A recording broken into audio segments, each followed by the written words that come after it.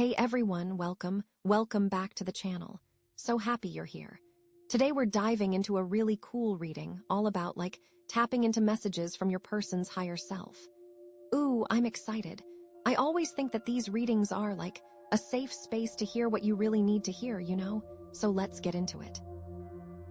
Basically, we're going to be exploring the messages that their higher self really wants you to know.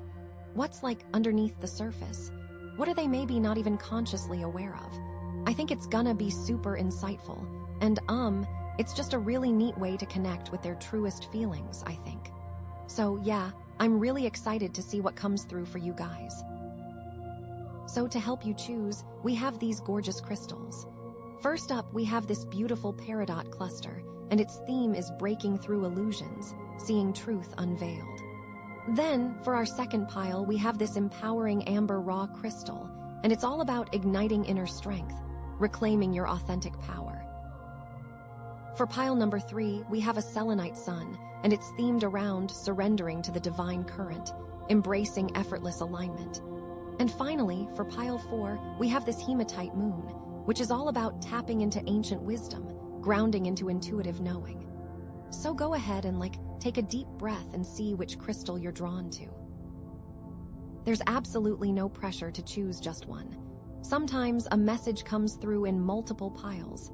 Trust your intuition. Whatever feels right is right for you in this moment. And now, let's take a moment to make a wish, set an intention, and just believe that these messages are finding you at the perfect time. Okay? You got this. Okay, my friend, get ready because this is huge. With that Peridot cluster sitting there, buzzing with transformative energy, and our theme being all about breaking through illusions, seeing truth unveiled, these cards are about to tell us a story of some major shifts coming your way. It's like the universe is saying, time to wake up and see what's really going on. First up, we have Judgment. Woo! Okay, so Judgment is never a subtle card. It's that moment where the scales fall from your eyes, It's like bam, truth bomb. I feel like for your person, they're experiencing a really profound, almost earth-shattering realization about something. It could be about themselves, it could be about a situation, or it could be about you, honestly. But whatever it is, it's big. And the thing about Judgment is, it's not just about seeing the truth, it's about being called to action because of it. It's like the universe is saying, okay, you see it now, what are you going to do about it?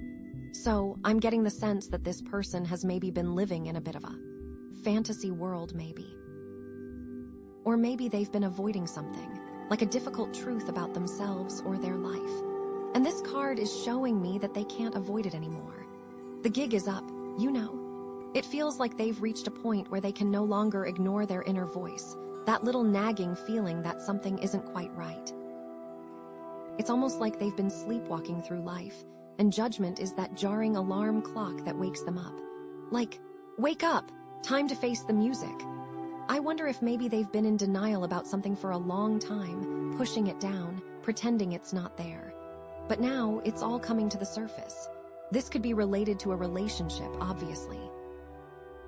Maybe they're realizing that they haven't been treating someone right, or that they've been settling for less than they deserve, Or maybe they're seeing the truth about a situation that they've been romanticizing or idealizing. It's like the rose-colored glasses have finally been shattered, and they're seeing things as they really are, flaws and all. Ouch. But it's not just about relationships, This could also be about their career. Maybe they're realizing that they're not happy in their current job, or that they're not fulfilling their potential. Maybe they've been afraid to take a leap of faith and pursue their dreams, but now they're realizing that life is too short to stay stuck in a situation that doesn't make them happy. Like they were going through the motions. Or it could be something even deeper, something about their own self-perception. Maybe they're realizing that they've been holding themselves back, that they've been listening to negative self-talk, or that they've been afraid to be their authentic selves. This card is showing me that it's time for them to embrace who they truly are, flaws and all, and to start living a life that's aligned with their values. And here's the thing, it's not necessarily a negative card, even though it can feel intense. It's actually a really positive card because it's about growth and transformation. It's about shedding the old and embracing the new. It's about waking up to your true potential and living a life that's more authentic and fulfilling. So while this might be a tough pill to swallow, it's ultimately going to lead them to a better place. I keep getting the sense that there's been some kind of stagnation, maybe? Like they've been stuck in a rut, doing the same things over and over again, not really growing or evolving. And this Judgment card is like a cosmic kick in the pants, telling them to get moving, to shake things up, to embrace change. It's almost like they've been waiting for permission to change, and this is it. This is their permission slip from the universe. Think about it like this. Maybe they've been playing a role, trying to be someone they think they should be, instead of just being themselves. And this Judgment card is like the curtain falling, revealing the real person underneath. It's time for them to drop the act and just be real, be authentic, be vulnerable. It's time for them to show the world who they truly are. That's so powerful. I'm also feeling like this realization might have come about through some kind of external event, maybe? Like a conversation with someone, or a situation that forced them to confront their own beliefs or behaviors. It's like the universe conspired to bring this truth to light, even if it was uncomfortable. It's like the universe saying, okay, enough is enough, it's time to wake up. And the cool thing is, this Judgment card isn't just about seeing the truth, it's about forgiveness, too. Forgiving themselves for past mistakes, forgiving others for their transgressions. It's about releasing the baggage of the past and moving forward with a clean slate. It's about understanding that everyone makes mistakes and that it's okay to learn from them and move on. So it's an awakening, but also an absolution. It could be that they've been holding on to some kind of resentment or bitterness, And this card is showing me that it's time to let it go. It's time to forgive and forget, to release the negativity and embrace the positive.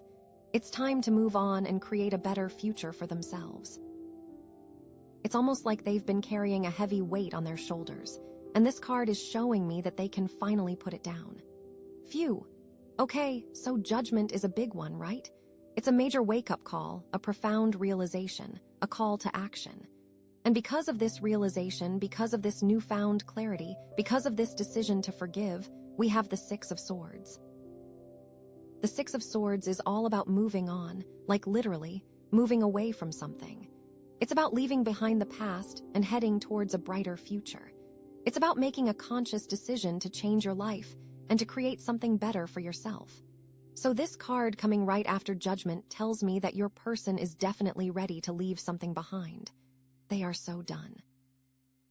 It's like they've been stuck in a difficult situation for a long time, maybe feeling trapped or overwhelmed, and now they're finally ready to break free.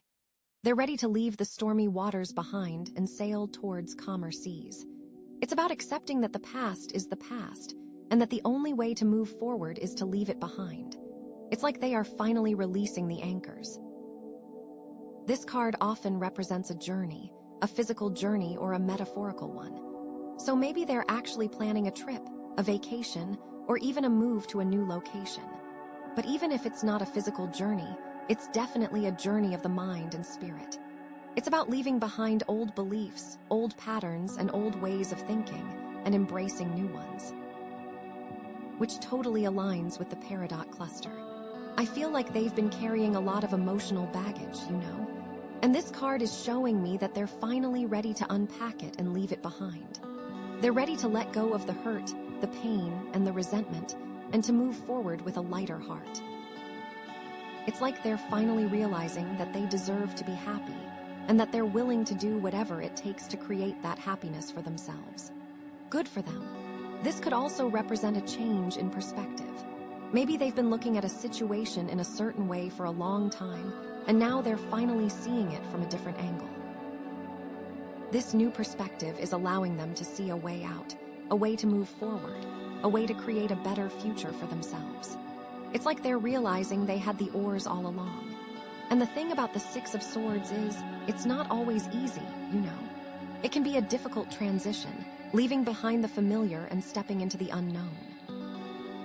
But this card is showing me that they have the strength and the courage to do it. They have the inner resources they need to navigate these changes and to create a life that's more aligned with their true selves. It's like they're finally trusting their intuition, listening to their inner voice and following its guidance. They're realizing that they know what's best for themselves and that they don't need to rely on others to tell them what to do. They're taking control of their own lives and making decisions that are in their best interests.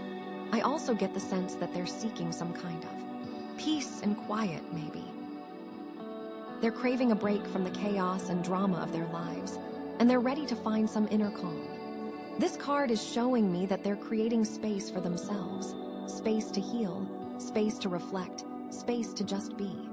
They're creating a sanctuary where they can recharge their batteries and reconnect with their inner selves. It could be that they're distancing themselves from certain people or situations that are draining their energy. They're realizing that they need to protect their energy and to surround themselves with people who support and uplift them. They're setting boundaries and saying no to things that don't serve their highest good. And this isn't necessarily a selfish thing, It's about self-care. It's about prioritizing their own well-being. They're realizing that they can't pour from an empty cup and that they need to take care of themselves first in order to be able to help others. It's a really mature and responsible decision, honestly. Okay, so they've had this major realization with Judgment, and now they're consciously moving away from something with the Six of Swords. They're actively making a change, right? And because of that, because of this conscious decision to move forward, we have the Wheel of Fortune. Yes. Wheel of Fortune is all about destiny, about the cycles of life, about the ups and downs, and about the fact that everything is always changing. It's like the universe is saying, okay, you've made your decision, now let's see what happens. It's very exciting. It's like they've been working really hard towards something, and now they're finally about to see the fruits of their labor. The wheel is turning in their favor, and good things are coming their way. This could be related to their career, their relationships, or their personal growth. It's like the universe is rewarding them for their efforts. This card often represents a turning point, a moment of significant change that can alter the course of their life. It's like they're standing at a crossroads, and the universe is guiding them towards the right path. They just need to trust the process and be open to the possibilities. They are on the right path. I feel like they've been feeling stuck or stagnant for a while, and this card is showing me that things are finally starting to move. The energy is shifting, opportunities are arising, and they're about to experience a breakthrough. It's like the dam is breaking, and the flow of abundance is finally being released. This could also represent a stroke of good luck, a chance encounter, or a serendipitous event that leads them to something amazing. It's like the universe is conspiring to help them achieve their goals, and they just need to be open to receiving the gifts that are being offered. So keep your eyes open. And the thing about the Wheel of Fortune is, it's not always about positive changes, It's about the cycles of life, which means there will be ups and downs. But even when things are difficult, this card is reminding me that everything is temporary, and that the wheel will eventually turn again in their favor. So stay optimistic. It's like they're learning to trust the universe, to surrender to the flow of life, and to accept whatever comes their way.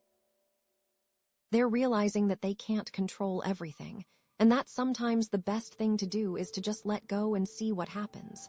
It's a powerful lesson. I also get the sense that they're about to experience some kind of unexpected opportunity, maybe. Something that they weren't even looking for, but that turns out to be exactly what they need. It's like the universe is surprising them with a gift, and they just need to be open to receiving it. It could be that they're meeting someone new, someone who will play a significant role in their life. This person could be a romantic partner, a friend, or a mentor. It's like the universe is bringing them together for a reason, and they just need to be open to the connection. And this card is also about embracing change, about being willing to step outside of their comfort zone and try new things. They're realizing that life is an adventure, and that they need to be open to exploring new possibilities and experiencing new things.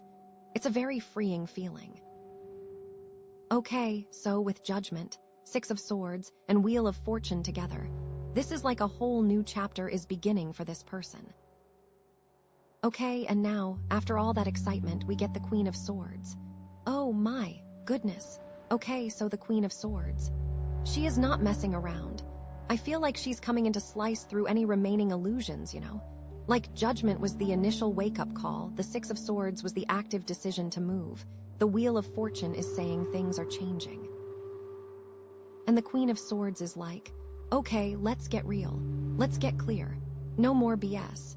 She's all about truth, but it's a very intellectual, very clear-eyed truth.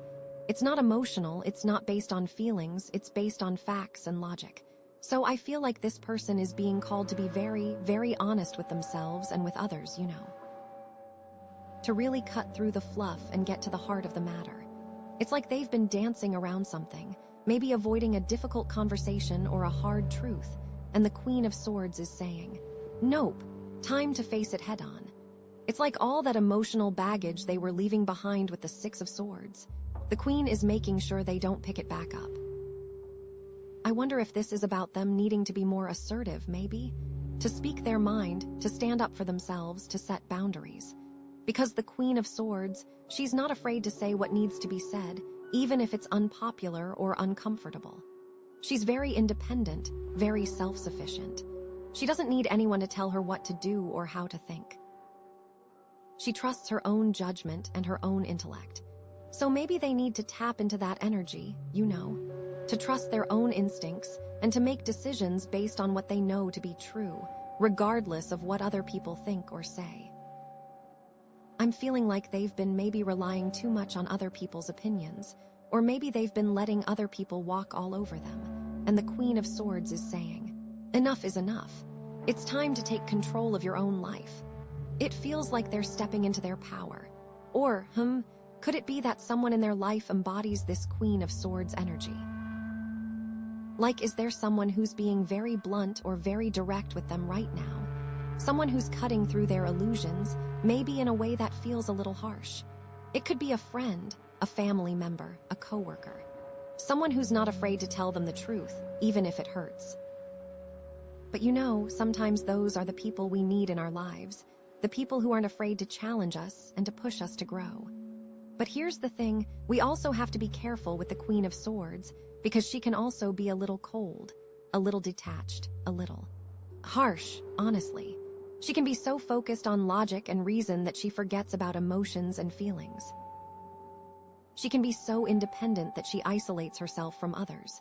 So, it's important to find a balance, you know, to be honest and assertive, but also to be compassionate and understanding. To trust your own judgment, but also to be open to other people's perspectives. Because sometimes, we can get so caught up in our own heads that we lose sight of the bigger picture. It could be like, are they being too critical of themselves or of others? Are they being too judgmental? Are they being too quick to dismiss other people's opinions? I'm feeling like this Queen of Swords is asking them to be really discerning, you know, to be able to see through the surface level and to understand what's really going on underneath. To be able to separate the facts from the fiction, the truth from the lies. It's like they're being asked to be a detective, to investigate, to uncover the truth. And that ties in so beautifully with our theme of breaking through illusions.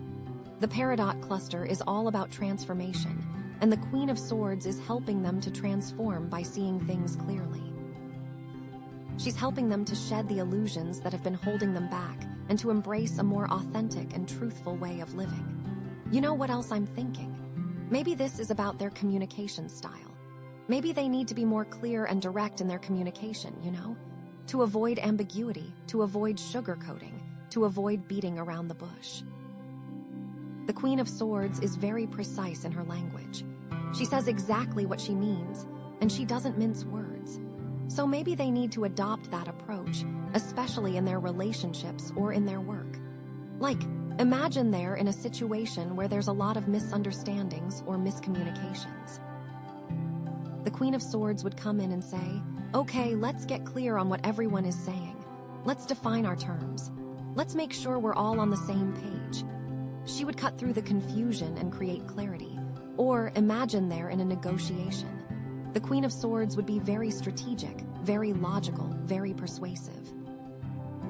She would present her arguments clearly and concisely, and she wouldn't back down until she got what she wanted. She's not afraid to be tough, but she's also fair. She's not trying to win at all costs. She's just trying to reach a mutually beneficial agreement. Okay, I'm also wondering if this queen is about making tough decisions. Like maybe the clarity that came with the Judgment card and the moving away from something that the Six of Swords represents. Maybe it all leads to a difficult choice that this person has to make. And the Queen of Swords is here to say, okay, don't let your emotions cloud your judgment. Don't let anyone pressure you into doing something you don't want to do. Use your intellect, use your logic, and make the decision that's best for you, even if it's not easy. Think about it. Someone might be trying to guilt them into something, or manipulate them, or play on their emotions. The Queen of Swords wouldn't fall for that. She would see right through the manipulation and she would stand her ground. She would say, I understand what you're trying to do, but it's not going to work. I'm making my own decision based on what I know to be true. This is a really powerful energy. I keep coming back to this idea of boundaries, you know?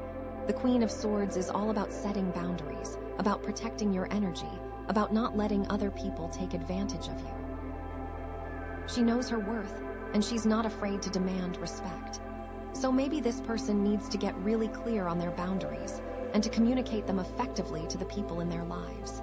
Like, what are they willing to tolerate, and what are they not willing to tolerate? What are their needs, and how can they communicate those needs in a clear and assertive way? Maybe this person is in a situation where they're constantly being asked to do things they don't want to do, or where they're being taken for granted. The Queen of Swords would say, no more. I'm not going to let this happen anymore. I'm setting a boundary, and I expect you to respect it. And she wouldn't back down, even if it meant upsetting someone or causing conflict. She understands that setting boundaries is essential for self-care and for maintaining healthy relationships. So, okay, the Queen of Swords.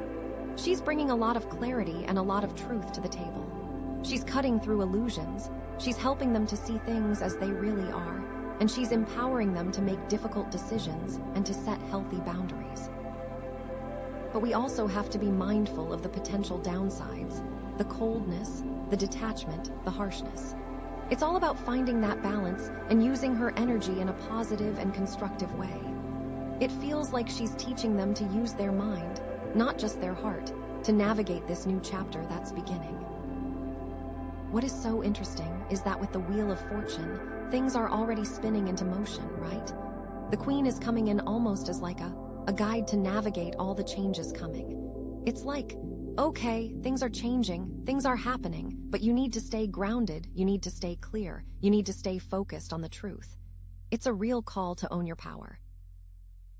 And how amazing that this is all happening under the energy of that Peridot cluster. It's like the universe is saying, I'm giving you the tools, I'm giving you the energy, now it's up to you to use them to create the life you want.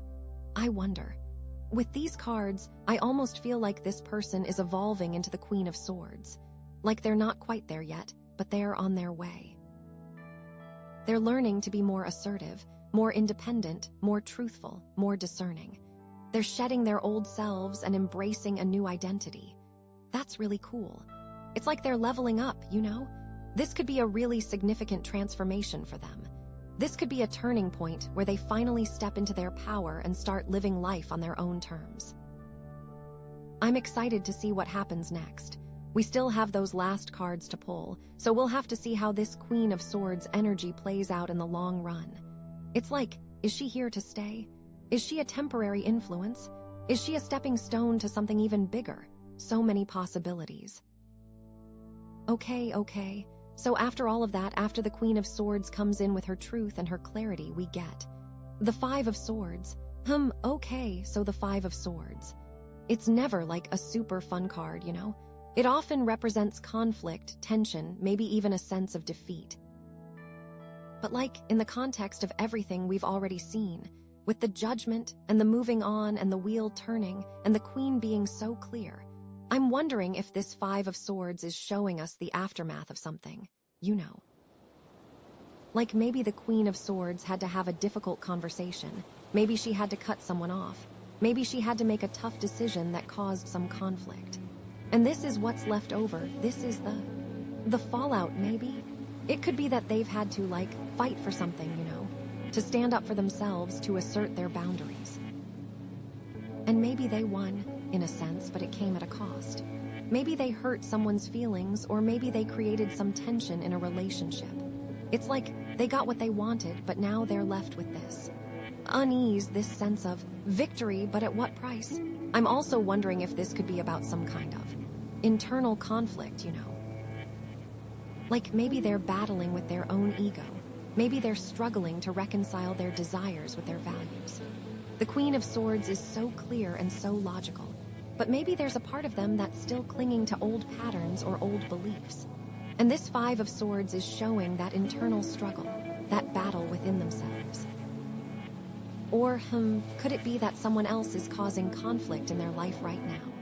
Like, maybe there's someone who's trying to undermine them, or who's spreading rumors, or who's just generally making their life difficult. It could be a coworker, it could be a family member, it could even be a friend. And this Five of Swords is showing the impact that this person is having on their life, the stress and the tension that they're creating. This ties back to the Queen, who might be saying, cut this person off. But here's the thing about the Five of Swords. It's not always about, winning or losing, Sometimes it's about perspective.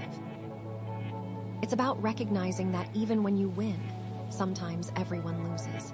And maybe this card is calling them to reflect on their actions, to consider the consequences of their choices, to see if there's a way to repair the damage, maybe, or to learn from the experience and to move forward in a more conscious way, Like maybe they need to apologize to someone, or maybe they need to set clearer boundaries in the future, or maybe they just need to forgive themselves and let it go. Because holding on to this conflict, holding on to this sense of defeat, it's not serving them. It's just draining their energy and keeping them stuck in the past. So maybe the higher self is showing them that even after a victory, it's important to see what, if anything, you can salvage from the wreckage, right? I'm also wondering if this card is about avoiding conflict, Like maybe they're so afraid of confrontation that they're backing down from important conversations, or they're letting people walk all over them. The Queen of Swords is assertive, but maybe they're struggling to embody that energy. Maybe they're still afraid of speaking their mind. And this Five of Swords is showing the consequences of that avoidance, the resentment and the frustration that are building up inside. It's like they're trying to keep the peace, but in the process, they're sacrificing their own needs and desires. And that's not sustainable, Eventually, something's gotta give. So maybe the higher self is nudging them to step into their power, to speak their truth, even if it's uncomfortable. To understand that conflict isn't always a bad thing, that sometimes it's necessary to clear the air and to create healthier relationships. And remember that Peridot cluster energy. Transformation, so maybe this conflict is actually a catalyst for growth, Maybe it's forcing them to confront their own weaknesses, to develop new skills, to become a stronger and more resilient person. It's like the universe is throwing them a challenge, but it's also giving them the opportunity to rise to the occasion and to evolve. This aligns with the theme. It's almost like they're fighting against an illusion, and this fight, win or lose, makes them see more clearly.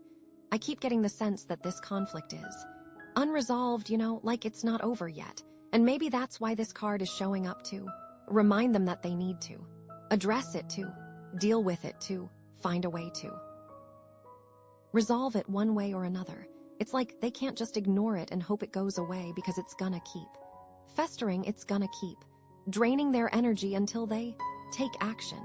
So the Peridot is urging transformation to resolve whatever the swords are fighting about. It could be that they need to have a conversation with someone, to clear the air, to express their feelings, or it could be that they need to set a boundary, to protect themselves from someone who's causing them harm, or it could be that they need to make a difficult decision, to choose what's best for themselves, even if it means upsetting someone else. But whatever it is, they need to do something. They can't just sit back and let the conflict control them. They need to take charge and create a resolution, and the Queen of Swords is right there, urging them towards clear, decisive action. Remember, I'm also thinking about the energy of the swords, swords are all about the mind, about communication, about truth. So maybe this conflict is related to a misunderstanding or to a disagreement or to a difference of opinion, and maybe the higher self is urging them to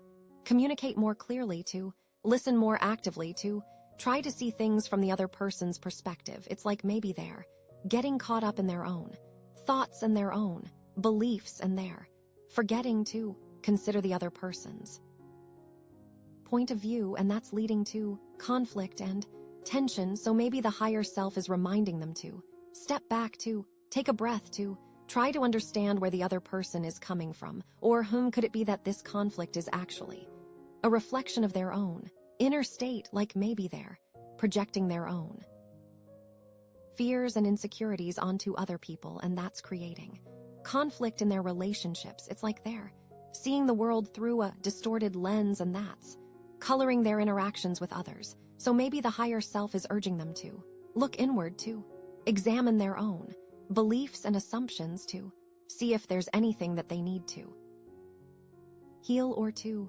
release, because sometimes the conflicts that we experience in the external world are actually a manifestation of our own internal struggles. It's like the Peridot is there to show them the reflection so they can transform, And remember that wheel of fortune, everything is changing. So this conflict, whatever it is, it's not gonna last forever.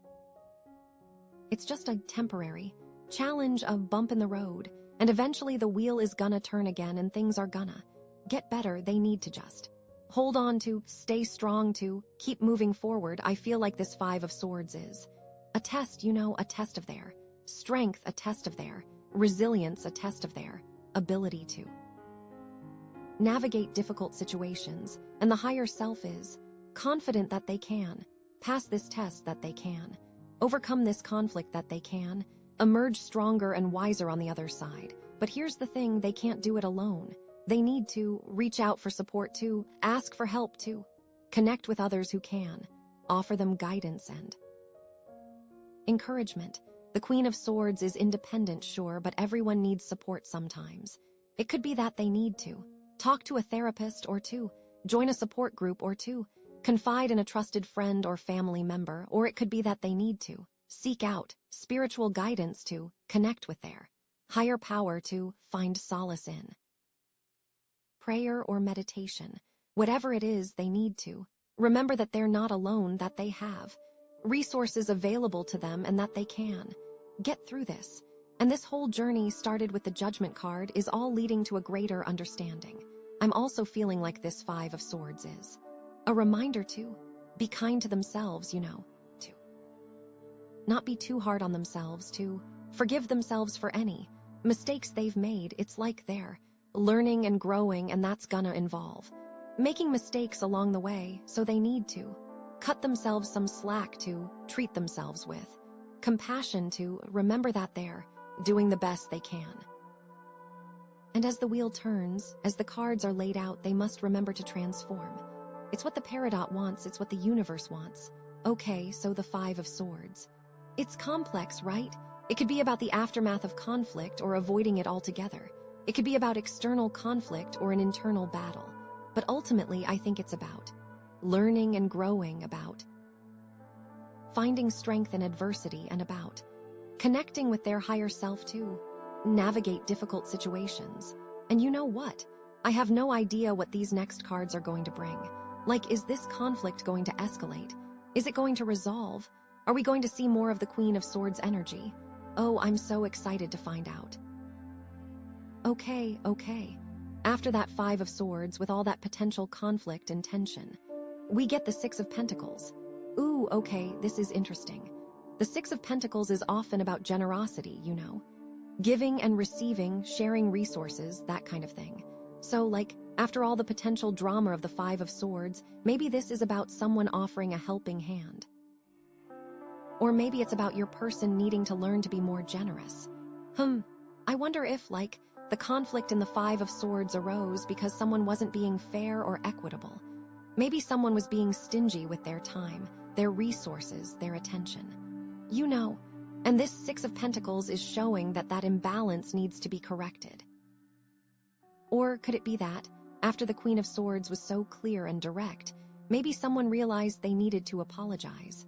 And the Six of Pentacles is like, showing them giving back, making amends. I'm also thinking about the Wheel of Fortune, you know? That card is all about karma, about what goes around comes around. So maybe this Six of Pentacles is showing the result of past actions. Like if they've been generous and kind in the past, maybe they're now receiving blessings and support. But if they've been selfish or greedy, maybe they're now facing the consequences. It's almost like the universe is balancing the scales, you know? This could be something as simple as, like, someone getting a bonus at work, you know? Because they've been working really hard and contributing a lot to the team. Or it could be someone receiving help from a friend or family member when they're going through a tough time. It's like they've always been there for others, and now others are there for them. But then I'm also wondering if it's the other way around, you know? Like, maybe they are the ones who need to be more generous. Maybe they've been so focused on their own problems, on their own struggles, that they've forgotten to look around and see who else might need help. And the Six of Pentacles is like a little nudge from the universe, saying, hey, don't forget to pay it forward, you know? Don't forget to share your blessings with others. This is really interesting. Okay, so the Queen of Swords is all about truth and clarity, right? So maybe this Six of Pentacles is showing that the truth is, they need to be more generous. Maybe they've been hiding behind some kind of facade, pretending to be something they're not. And the Queen of Swords is like shining a light on that, revealing the truth. They need to be more authentic, more genuine, more giving. It could be something like maybe they've been bragging about their success, you know, showing off their wealth or their achievements. And the Queen of Swords is like, okay, that's enough. It's time to use your blessings to help others, not just to impress them. It's like they need to shift their focus from external validation to internal fulfillment. I wonder if this is about, like, a specific relationship, you know? Maybe there's someone in their life who's been giving them a lot of support, a lot of love, a lot of everything. And the Six of Pentacles is showing that it's time to reciprocate, to give back, to show their appreciation. It's like they've been taking advantage of this person's generosity, and they need to step up and be more supportive in return. Or could it be that they're the ones who are being taken advantage of? Like maybe there's someone in their life who's constantly asking for favors, constantly borrowing money, constantly draining their energy. And the Six of Pentacles is showing that it's time to set some boundaries, to say no, to protect their own resources. This totally connects with that Queen of Swords energy, right? Being clear about what you will and won't tolerate. Okay, so like going back to that Five of Swords. Maybe the conflict was about money, you know? Maybe there was a dispute over an inheritance, or maybe someone felt like they were being cheated out of something. And the Six of Pentacles is showing that it's time to resolve that conflict, to find a fair and equitable solution. It's like they need to put aside their ego, to compromise, to find a way to share the resources in a way that feels good for everyone involved. I'm also wondering if this is about, like, a karmic debt, you know? Maybe they owe someone something, either literally or figuratively. And the Six of Pentacles is showing that it's time to pay that debt, to make amends for past mistakes, to clear their conscience. It could be something like maybe they borrowed money from someone and never paid it back. Or maybe they hurt someone's feelings and never apologized. Whatever it is, the Six of Pentacles is like, okay, it's time to make things right. But then it could also be the opposite, you know? Maybe someone owes them something. And the Six of Pentacles is showing that it's time to collect on that debt, to stand up for themselves, to demand what they're owed. This goes hand in hand with that Queen of Swords energy. This isn't necessarily always about money either. It could be about time or energy or skills. You know, like maybe someone needs their help with a project, or maybe someone needs their advice on a difficult situation. The Six of Pentacles might be saying now is the time to offer that assistance. It could be that simple. I feel like there's a real emphasis on balance here, Like giving and receiving need to be in equilibrium. If there's too much giving and not enough receiving, or vice versa, then things are going to get out of whack. And the Six of Pentacles is showing that it's time to restore that balance, to create a sense of harmony and equilibrium in their lives. And the Wheel of Fortune being in the mix. It's like the universe is conspiring to bring things into balance, Like if they've been struggling financially, maybe the universe is going to send them an unexpected windfall. Or if they've been feeling lonely, maybe the universe is going to bring someone into their lives who can offer them love and support. It's like the universe is responding to their needs and providing them with what they need to restore that balance. I'm also thinking about the element of earth, Pentacles are all about earth, about the material world, about practicality. So maybe this Six of Pentacles is showing that it's time to get grounded, to get real, to focus on the practical aspects of their lives. It's like they've been spending too much time in their heads or getting caught up in fantasies and illusions. And the Six of Pentacles is like, okay, it's time to come back down to earth, to focus on the here and now, to deal with the practical realities of your life.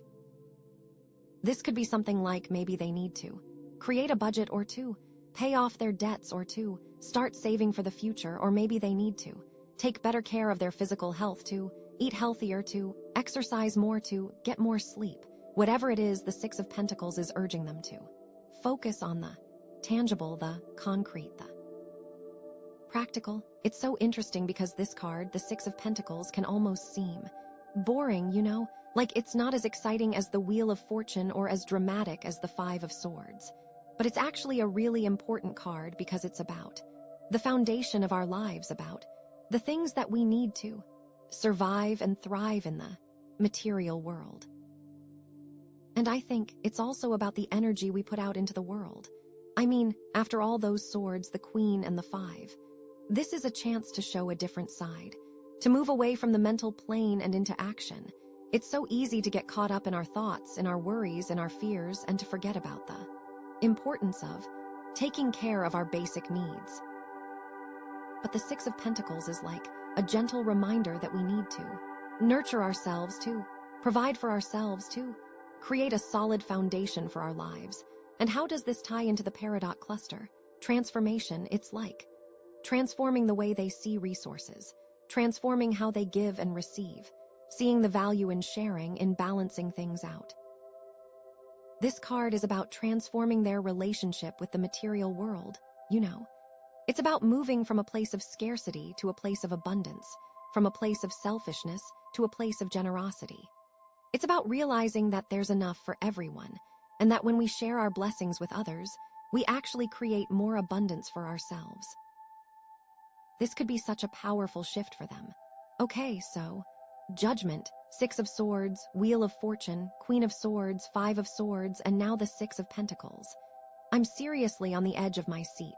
Like, is this conflict from the Five of Swords going to resolve through generosity? Or is someone going to have to get even more assertive, thanks to the Queen, to get what they're owed? And how is the Wheel of Fortune going to play into all of this? Is it going to bring abundance, or is it going to bring more challenges? I have no idea, but I am so ready to find out. Okay. So after all of that giving and receiving, after all that potential balancing, we get the Nine of Wands. Ooh, this is a really interesting one to end on, especially after everything we've already seen. So the Nine of Wands, this card often represents resilience, but also a sense of being weary, Like you've been through a lot, you're almost at the finish line, but you're still feeling guarded and maybe even a little bit paranoid. So, in the context of everything we've talked about, with the Judgment and the Swords and the Wheel and the Pentacles, I'm wondering if this Nine of Wands is showing us that your person is feeling a little bit battle-scarred, maybe.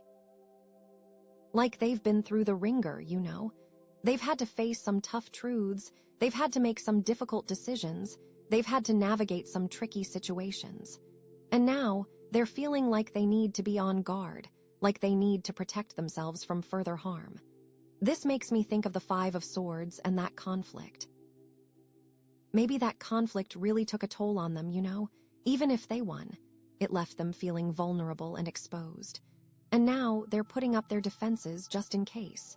It's like they're saying, okay, I've had enough, I'm not letting anyone hurt me again. Or, could it be that the Six of Pentacles is related to this feeling? Like maybe they were too generous, maybe they gave too much of themselves, and now they're feeling drained and resentful. And the Nine of Wands is like their higher self saying, okay, you need to set some boundaries, you need to protect your energy, you can't keep giving until you're empty. I wonder if they're almost expecting another attack after all that's happened. Like they're standing their ground, ready for anything.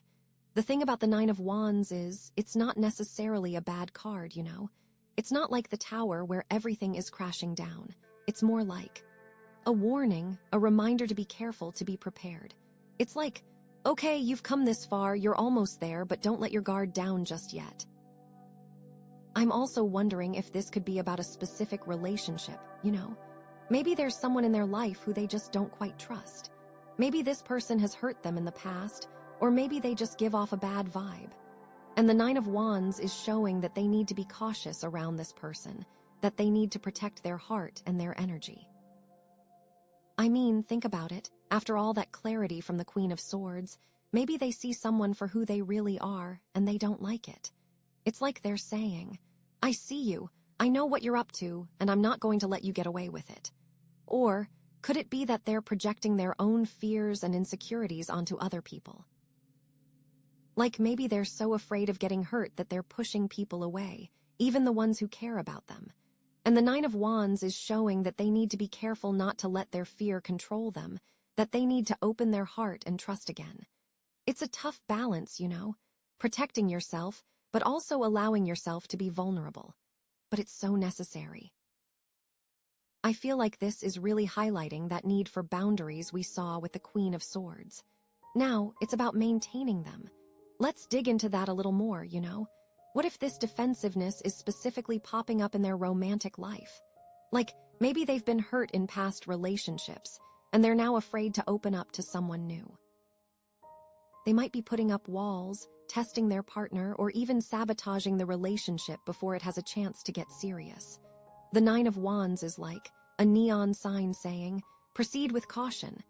It's like they're saying, I want to love, but I'm also terrified of getting hurt again.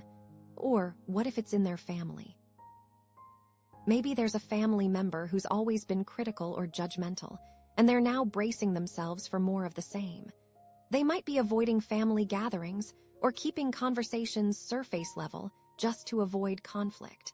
The Nine of Wands is like their shield, protecting them from those old wounds. It's like they're saying, I love you, but I also need to protect myself from your negativity. And what about their career? Maybe they've been passed over for a promotion, or maybe they've experienced some kind of setback at work. And now, they're feeling like they need to be extra vigilant to watch their back, to make sure they don't get taken advantage of again. The Nine of Wands is like their armor, protecting them from the cutthroat world of business. It's like they're saying, I'm going to work hard, but I'm also going to be smart, and I'm not going to let anyone steal my thunder. Okay, so regardless of where this defensiveness is coming from, I think the key message of the Nine of Wands is, don't give up. You've come this far, you're almost there. Don't let your fear or your weariness stop you from reaching your goal.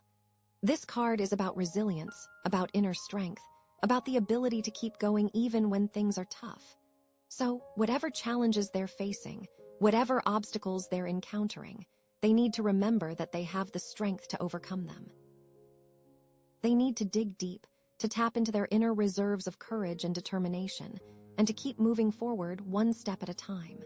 It's like the universe is saying, I know you're tired, I know you're scared, but I also know you're strong. You can do this. Don't give up on yourself. I feel like this is especially important if they're trying to make amends after that Five of Swords conflict. It can be hard to keep trying, but this says they have to. And remember that Wheel of Fortune. Everything is always changing. So even if they're feeling like they're stuck in a rut, even if they're feeling like things are never going to get better, they need to remember that the wheel is always turning. And eventually, it will turn in their favor. They just need to be patient, to stay positive, and to keep working towards their goals. It's like they're saying, I know things are tough right now, but I also know that this is temporary. I'm going to keep going, and eventually, things will get better. This also ties back into that Queen of Swords energy. She's all about clarity, about truth, about cutting through illusions. So maybe this Nine of Wands is showing that they need to be really honest with themselves about what they're afraid of, about what's holding them back. They need to face their fears, to challenge their limiting beliefs, and to step into their power. It's like they're saying, I'm not going to let my fear control me anymore. I'm going to be brave, I'm going to be strong, and I'm going to create the life I want. And again, with the Six of Pentacles, maybe it's about being honest about what they can give and what they can't. Setting those boundaries we talked about. Okay, so how does all of this relate back to our overall theme of breaking through illusions and the transformative energy of the Peridot cluster? Well, I think this Nine of Wands is showing that the biggest illusion they need to break through is the illusion of fear. The illusion that they're not strong enough, that they're not capable enough, that they're not worthy enough. The illusion that they need to protect themselves from the world, that they need to be on guard all the time. This Peridot cluster is buzzing, right? Reminding them they can transform. The truth is, they are strong enough, they are capable enough, they are worthy enough. And they don't need to protect themselves from the world, they need to open themselves up to the world, to embrace the world, to trust the world. It's like the universe is saying, I've got your back, I'm not going to let anything bad happen to you. You can relax, you can let your guard down, you can be yourself. This is a huge lesson, you know, because when we're living in fear, we're not really living at all. We're just surviving. But when we break through the illusion of fear, when we step into our power, when we embrace our true selves, that's when we can really start to live. That's when we can start to create a life that's full of joy, love, and purpose. This Nine of Wands is showing that they're almost there, you know. They're so close to breaking through this illusion, to stepping into their power, to living their best life. They just need to take that final step, to let go of their fear, to trust themselves, to trust the universe. And I know they can do it. I really do. So, Judgment, Six of Swords, Wheel of Fortune, Queen of Swords, Five of Swords, Six of Pentacles, and Nine of Wands. What a journey! We've seen so much transformation, so much potential for growth, so much drama. Where do we even go from here? Is this defensiveness going to lead to more conflict? Or is it going to lead to a breakthrough? Are they going to finally let go of their fear and step into their power? Or are they going to stay stuck in their old patterns? Oh, I am dying to know what these next cards are going to reveal. Like, is this the end of a cycle? Or is this just the beginning? Okay, let's pull those last cards. I can't wait. Okay, my friend, so we've been through quite the roller coaster, right? We started with this huge wake-up call, Judgment, like a cosmic alarm clock, shaking things up. Then, the Six of Swords showed them bravely sailing away from choppy waters, leaving the past in their wake. The Wheel of Fortune came in, promising change, destiny, and a whole new cycle beginning. But then, the Queen of Swords arrived, all about truth and clarity, cutting through any lingering illusions, making sure they stay grounded. And then, the Five of Swords, that tricky card, hinting at conflict, maybe a battle fought, maybe a sense of unease lingering in the air. But then, the Six of Pentacles offered a glimmer of hope, a chance for balance, for generosity, for giving and receiving like the universe evening things out. And finally, the Nine of Wands, showing them battle-scarred, maybe a little weary, definitely on guard, ready to defend themselves after all they've been through. Phew, and now after all of that, we get the Hanged Man. Okay, so what does this mean? How does this card tie everything together? Well, the Hanged Man is all about surrender, my friend. It's about letting go of control, about seeing things from a totally new perspective, about pausing and reflecting before taking action. After all that action, all those changes, it's time for a pause. So after all that fighting, all that clarity, all that movement, the universe is basically saying, okay, time out, time to just hang for a minute. It's like after running a marathon, you can't just immediately sprint another one, right? You have to stop, stretch, breathe, and reassess. I feel like this is a huge message for them right now, especially after all the intensity we've seen. They've been through so much and now they need to just be. The Hanged Man is often depicted upside down, which symbolizes seeing things from a different angle, a totally new point of view. So maybe, after all those battles, after all that truth-seeking, they need to step back and look at the situation from a different perspective. Maybe they've been so focused on one particular outcome, on one particular way of doing things, that they've missed something important. It's almost like they've been looking through a telescope, and now they need to flip it around and use it as a microscope, get a different kind of clarity. Or maybe they need to climb a tree and look at the forest from above, instead of being stuck among the trees. I'm also feeling like this is about letting go of the need to control everything. With the Queen of Swords, there's that energy of, I know what's best, I know what to do, I'm in charge. But the Hanged Man is saying, actually, sometimes the best thing you can do is to surrender, to let go, to trust that the universe has a plan.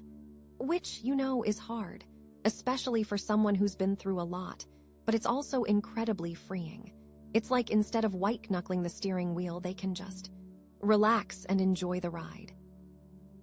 I wonder if they've been trying to force something to happen, trying to control a situation that's simply beyond their control. Like maybe they're trying to fix a relationship that's not meant to be fixed, or maybe they're trying to force a career change that's not aligned with their highest good. The Hanged Man is saying, let it go, surrender, trust that what's meant for you will find you. This doesn't mean giving up, though. It doesn't mean being passive or a doormat. It just means trusting the timing of the universe. It means understanding that sometimes things need to fall apart before they can come back together in a better way. It's like a caterpillar going into a chrysalis, It has to totally dissolve before it can transform into a butterfly. And during that process, it can't control anything. It just has to trust the process. I'm also feeling like this is about a sacrifice of some kind, but not necessarily a negative sacrifice. It could be a conscious choice to give up something in order to gain something else. Like maybe they need to sacrifice their ego in order to have a more fulfilling relationship, or maybe they need to sacrifice their comfort zone in order to pursue their dreams. The Hanged Man is saying, what are you willing to give up in order to create the life you want? What old habits, what old beliefs, what old relationships are you willing to release so that you can move forward? And remember that Five of Swords. Maybe this sacrifice is about forgiving someone even if they don't deserve it. Maybe it's about letting go of that resentment, that anger, that desire for revenge. The Hanged Man is saying, holding on to that negativity is only hurting you. Let it go, forgive, and move on. And you know what else? This card is all about intuition. When we pause, when we quiet our minds, when we let go of control, that's when we can really hear our inner voice, our intuition. So maybe, during this period of surrender, they'll receive some really important guidance from their higher self. Maybe they'll get some clarity about what they really want, about what their purpose is, about what steps they need to take next. The Hanged Man is saying, listen to your intuition, trust your inner knowing. It will guide you in the right direction. Okay, so how does all of this tie back to the Peridot cluster and our theme of breaking through illusions? Well, I think the biggest illusion they need to break through is the illusion of control. The illusion that they can control everything, that they can force things to happen, that they can prevent bad things from happening. The Hanged Man is showing that that's just not true. Life is unpredictable. Things happen that are beyond our control, and sometimes the best thing we can do is to surrender and trust. It's like the universe is saying, I'm not going to let anything bad happen to you. You can relax, you can let your guard down, you can be yourself. That's a huge lesson, because when we're trying to control everything, we're not really living at all. We're just reacting. But when we break through the illusion of control, when we surrender to the flow of life, that's when we can really start to live. That's when we can start to create a life that's full of joy, love, and purpose. That's when we can truly transform, which is what the Peridot wants. And let's not forget that the Wheel of Fortune is still in the mix. So even though they're surrendering, even though they're pausing, the wheel is still turning. Things are still happening, changes are still coming. They just need to trust that the universe has a plan, and that everything is unfolding perfectly, even if they can't see it right now. So, what does this all mean for them practically? What can they do with this information? Well, first of all, I think they need to give themselves permission to rest, to relax, to recharge, to take a break from all the intensity and just be. Maybe they need to take a vacation, or maybe they just need to spend a few days at home, doing things that they enjoy. Whatever it is, they need to prioritize self-care and give themselves the space to heal and to reflect.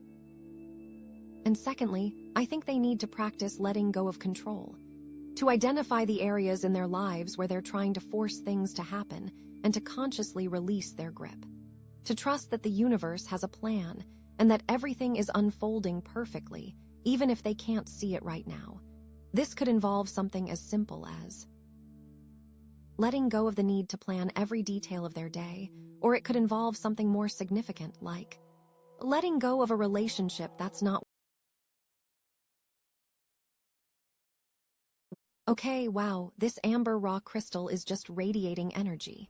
It's all about empowerment, and that's exactly what this reading is about, igniting your inner strength and reclaiming your authentic power. And with these cards, the Three of Wands, the Moon, and Two of Wands, it looks like we're diving deep into a journey of self-discovery. So, let's start with the Three of Wands. This card, at its core, is about expansion. It's about looking out on the horizon and seeing all the possibilities that are out there for you. Like, literally, you're standing on the shore and you're seeing your ships come in. You know, you've put in the work, you've planted the seeds, and now you're starting to see the results. It's about travel, it's about exploration, it's about broadening your horizons, but it's also about, planning for the future. You're not just sitting back and relaxing, even though your ships are coming in. You're actively thinking about what's next. Okay, I've got these resources, I've got these opportunities. How can I leverage them to create something even bigger and better? I'm also getting a strong sense of patience with this card, though. It's not about instant gratification. It's about understanding that some things take time to develop, and that's okay. You know, you might be seeing the first signs of success, but there's still a journey ahead of you. And that journey might involve some waiting, some planning, some strategizing. It's like you're not rushing into anything blindly. You're taking your time, you're assessing the situation, and you're making sure that you're making the right moves. So it's almost like you're in a position of power, but you're not flaunting it. You're being strategic. You're being patient. You're being wise. And how does this connect to igniting inner strength? Well, I think it's about recognizing that you already have everything you need within you to succeed. It's about trusting your own intuition, trusting your own judgment, and knowing that you're capable of handling whatever comes your way. It's about having faith in the process, even when things are uncertain. You know, you might not know exactly how everything is going to unfold, but you trust that you're on the right path, and you trust that you have the inner resources to navigate any challenges that might arise. And that's huge. That's a massive part of reclaiming your authentic power, because it's about not relying on external validation or external circumstances to dictate your worth or your potential. It's about knowing that you are inherently powerful and that you have the ability to create the life that you want. Okay, so yeah, Three of Wands is all about expansion, patience, and trusting your inner strength. But then we have the Moon. And the Moon card, oh my gosh, this is where things get interesting, right? Because the Moon is all about intuition, the subconscious, hidden fears, illusions, all that good stuff. It's like, what's lurking beneath the surface? What are you not seeing? What are you afraid to confront? It's a very watery card, and it's very much about the emotional landscape within you. So, how does this tie into the Three of Wands? Well, maybe that journey that you're planning, that expansion that you're seeking, isn't exactly what it seems. Maybe there are some hidden obstacles or challenges that you're not aware of. Maybe there are some unconscious beliefs or fears that are holding you back. You know, it's like you're standing on the shore, looking out at the horizon, but there's a fog rolling in. You can't see everything clearly. And that fog represents the illusions and the uncertainties that are clouding your judgment. The Moon is asking you to really tune into your intuition. Really tune into it. Because your intuition is your guide in these murky waters. It's the lighthouse that's going to help you navigate through the fog. It's the inner voice that's going to tell you what's real and what's not. And it's so important to listen to that voice, especially when you're feeling confused or uncertain. This card can also represent hidden enemies or hidden agendas. You know, not everyone is going to be happy about your success. Not everyone is going to want to see you expand and grow. There might be people who are trying to sabotage you or undermine you in some way. And the moon is urging you to be aware of these people and to protect yourself from their negativity. It's like you need to be discerning about who you trust and who you don't trust. You need to be careful about who you share your ideas with and who you don't share your ideas with.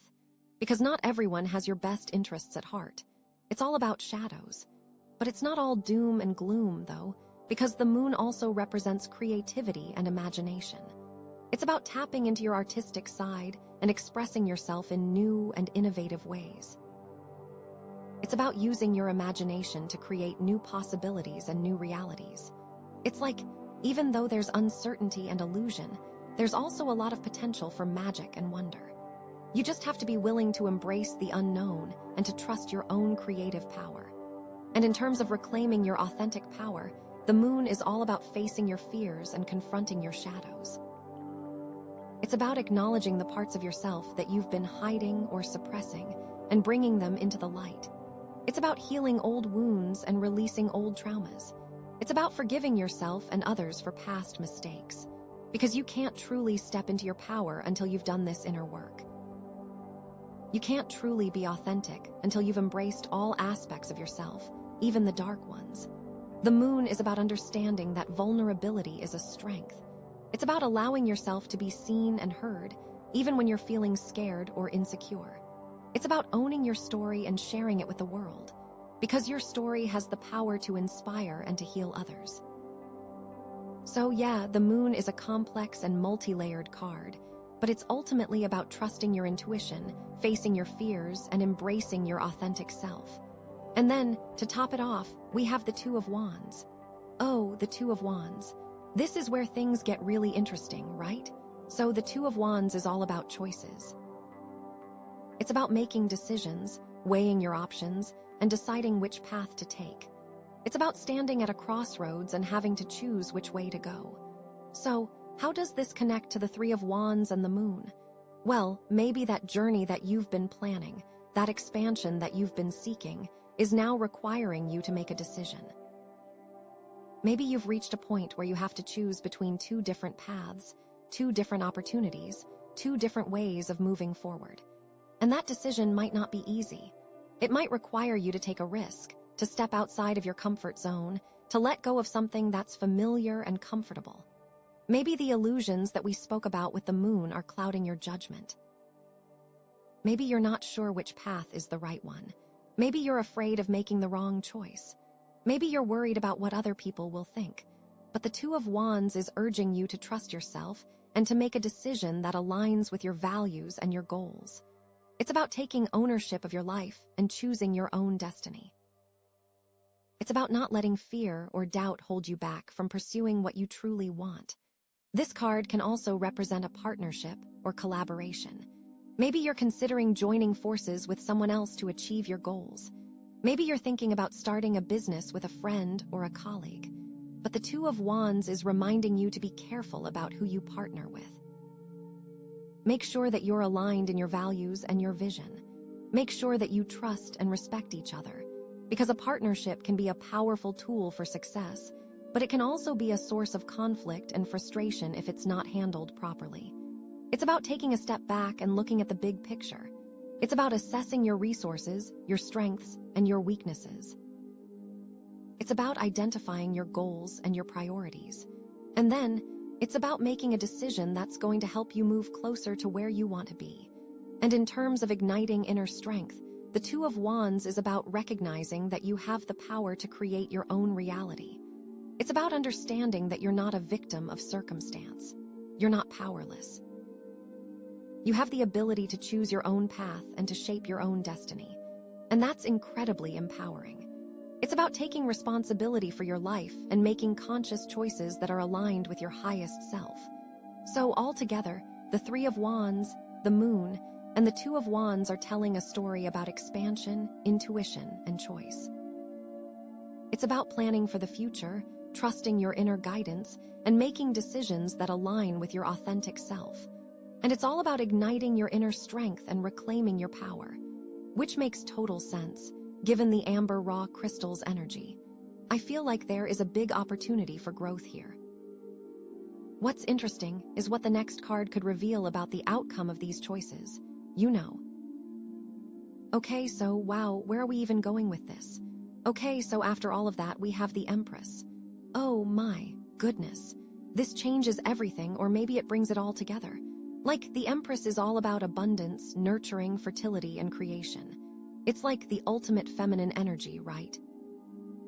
So how does this fit in with everything we've already pulled, like the Three of Wands, the Moon, and the Two of Wands? Well, let's start with the Three of Wands. Remember, that's all about expansion and seeing your ships coming in. Well, the Empress is like, what happens after the ships come in?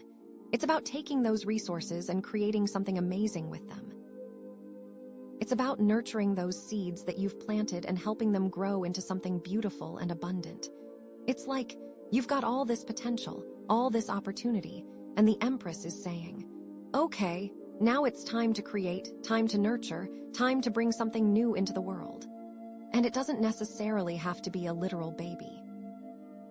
It can be a project, a business, a creative endeavor, anything that you're pouring your heart and soul into. And then we have the Moon. Oh, that mysterious Moon card. The Empress and the Moon together, that's a powerful combination. Because the Moon is all about intuition and the subconscious, and the Empress is all about trusting your instincts and connecting with your feminine energy.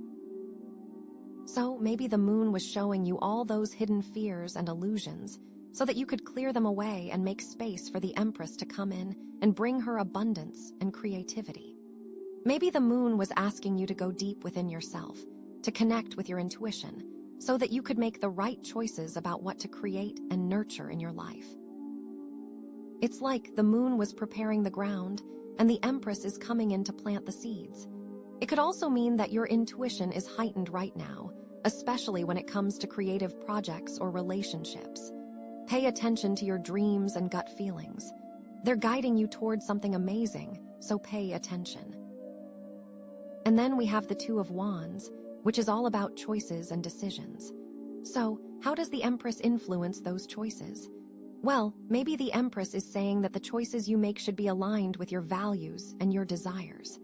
They should be choices that nurture your soul and bring you joy. It's like, don't just choose the path that seems the most logical or the most practical. Choose the path that feels the most aligned with your authentic self, the path that allows you to express your creativity and your love. Maybe it's about choosing a path that allows you to nurture others, to give back to your community, to make a positive impact on the world. Also, maybe the choice you make will lead to creating something new or starting a family. So the Two of Wands plus the Empress may be quite literal for you. And remember that amber raw crystal and its energy of empowerment. Well, the Empress is all about reclaiming your power as a creator.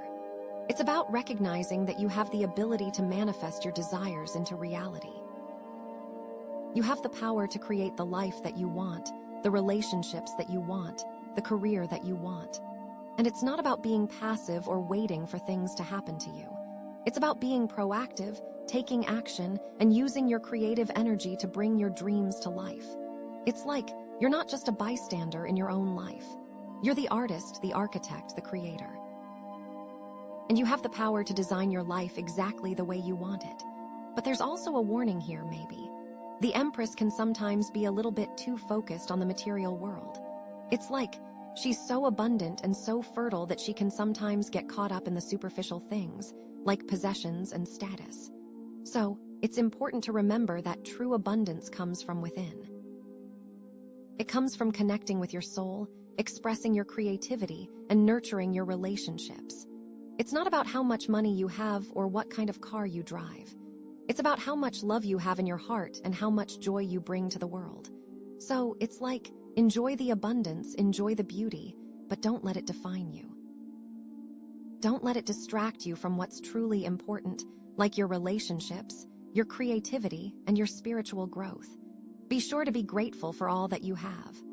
Another thing too is maybe you're going to be stepping into a more maternal role, even if you don't have children.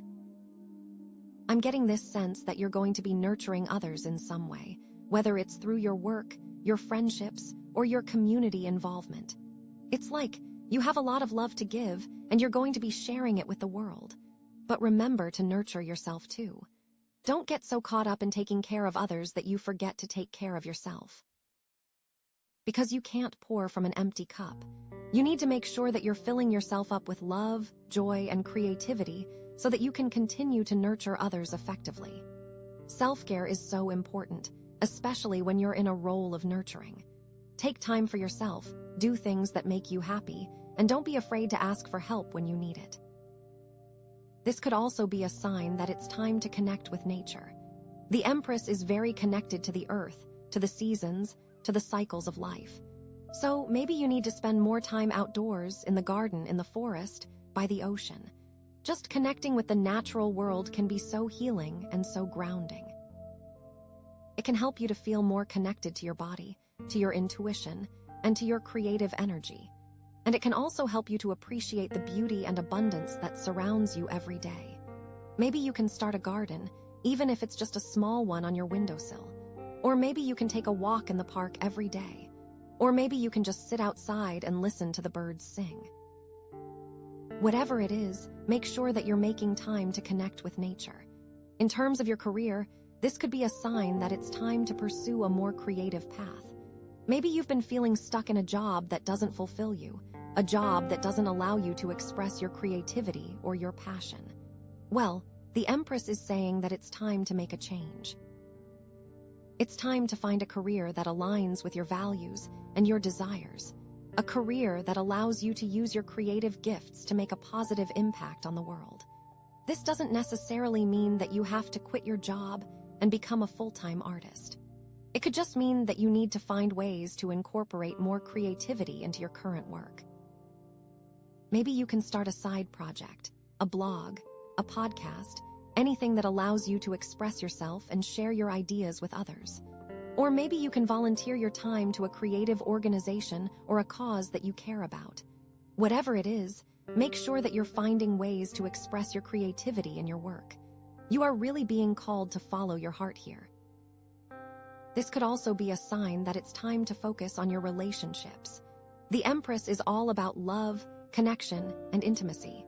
So maybe you need to spend more time with your loved ones, nurturing your relationships and deepening your connections.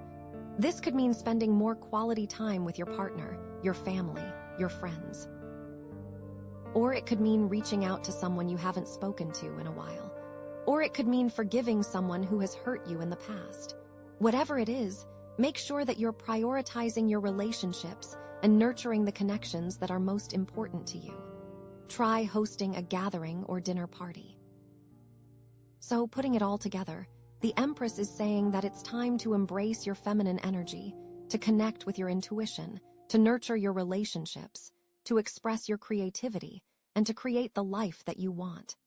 It's about recognizing your power as a creator and using your gifts to make a positive impact on the world. And it's about remembering that true abundance comes from within, from connecting with your soul and sharing your love with others. But how does this all play out in the end?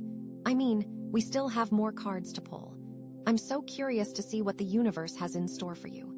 Like, is this creative energy going to lead to a new career? Is it going to lead to a new relationship? Is it going to lead to some other kind of amazing opportunity? I can't wait to find out. What kind of abundance are we talking about? And will you heed the warning to focus on inner peace and relationships over material items? I wonder what card is coming next and what its message will be. Okay, but then, the Five of Cups. What does this mean for everything else, right? So, like, after all that abundance and creation with the Empress, we get this card of, well, it looks like someone spilled their milk, you know.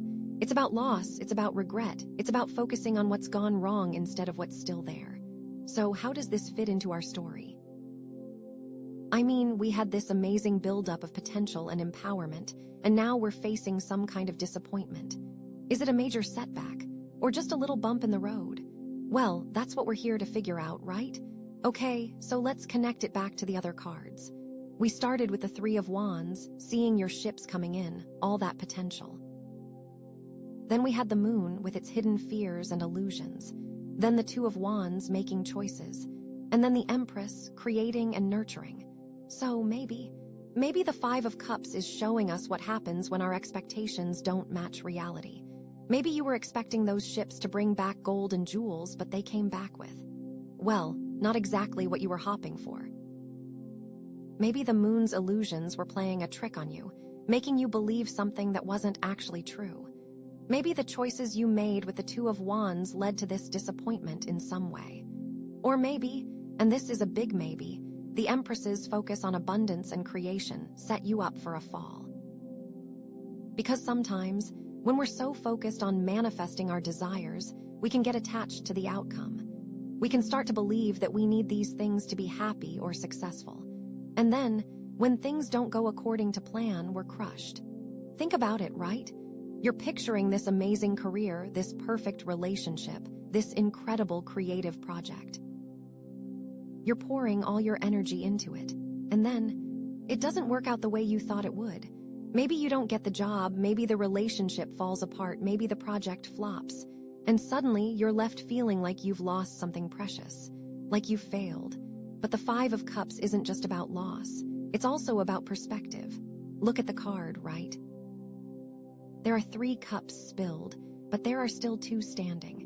And the person in the card is so focused on the spilled cups that they're not even noticing the ones that are still full. So, what does this mean for you? Well, maybe you're so caught up in what you've lost that you're not seeing what you still have. Maybe you're overlooking the good things in your life, the opportunities that are still available to you, the people who still love and support you. It's like you're so busy mourning the past that you're missing out on the present. And this ties into the amber raw crystal, right? The whole point of this reading is about igniting your inner strength and reclaiming your authentic power. And that means not letting disappointment define you. It means not letting setbacks hold you back. It means learning from your mistakes and moving forward with courage and resilience. The Five of Cups is asking you to acknowledge your emotions. It's okay to feel sad, angry, disappointed. It's okay to grieve the loss of what you thought you had. But it's important not to get stuck in those feelings. Don't let them consume you. Don't let them prevent you from seeing the bigger picture. Think of it like this. You're baking a cake, right? You're following the recipe, you're putting in all the ingredients, you're carefully measuring everything. And then, you accidentally drop the cake on the floor. It's ruined. You're going to feel frustrated, maybe even angry. You might want to just give up and order a pizza. But you have a choice. You can focus on the mess on the floor, or you can clean it up and start again. You can learn from your mistake and make a new cake. And maybe that new cake will be even better than the first one. So, what's the cake in your life right now? What's the project, the relationship, the goal that you're feeling disappointed about? And how can you clean up the mess and start again? How can you learn from this experience and create something even better? Maybe the Five of Cups is also a sign that you need to reevaluate your expectations. Were you expecting too much? Were you being unrealistic about what was possible? Were you putting too much pressure on yourself or on others? Sometimes we create our own disappointment by setting the bar too high. We expect things to be perfect, and then we're devastated when they're not. It's like you're planning a vacation, right? You're picturing sunny beaches, crystal clear water, delicious food, perfect weather. You're building up this image in your head of the perfect vacation. And then, you get there and it's raining, the beach is crowded, the food is overpriced, and suddenly your dream vacation turns into a nightmare. But maybe, just maybe, if you had lowered your expectations a little bit, you would have been able to enjoy the vacation anyway. Maybe you would have found beauty in the rain, or discovered a hidden gem in the crowded beach, or found a delicious meal at a local restaurant. The point is, sometimes our expectations can get in the way of our happiness. And this goes back to the moon, right? The moon is all about illusions and hidden fears. Maybe you were clinging to an illusion about what your life was supposed to look like. Maybe you were afraid of facing the truth about a situation. And now, the Five of Cups is forcing you to confront reality. It's like the rug has been pulled out from under you and you're seeing things for what they really are. But this isn't necessarily a bad thing. Sometimes we need to experience disappointment in order to grow. We need to have our illusions shattered in order to see the truth. We need to lose something in order to appreciate what we still have. The Five of Cups can be a wake-up call, a reminder to be grateful for what we have and to focus on what's truly important. And it's also a reminder that life isn't always perfect. Things don't always go according to plan. We're going to experience loss, disappointment, and setbacks. It's part of the human experience. And the key is not to avoid those experiences, but to learn from them and to grow from them. So, how does this tie into the Empress and all that creative energy? Well, maybe the Five of Cups is showing you that you need to redirect your creative energy. Maybe you were pouring your heart and soul into something that wasn't aligned with your true purpose. Maybe you need to find a new outlet for your creativity, a new way to express yourself. It's like you're a painter, right? You've been working on this one painting for months and you're really excited about it. But then, you accidentally spill paint all over it. It's ruined. You could get discouraged and give up painting altogether. Or you could use that spilled paint as inspiration. You could create something new and unexpected, something that you never would have thought of before. Maybe the Five of Cups is giving you permission to let go of the old and embrace the new, to release the expectations and create something even more authentic and meaningful. Another way to look at this is that maybe this disappointment is actually protecting you from something worse. Maybe you were heading down a path that wasn't right for you, and the universe intervened to steer you in a different direction. It's like you're driving down the highway and you accidentally take the wrong exit. You're frustrated, you're annoyed, you're feeling like you've wasted time. But then, you discover a beautiful scenic route that you never would have found otherwise. Maybe the Five of Cups is showing you that there's a hidden blessing in this disappointment. And remember the Two of Wands, that choice point?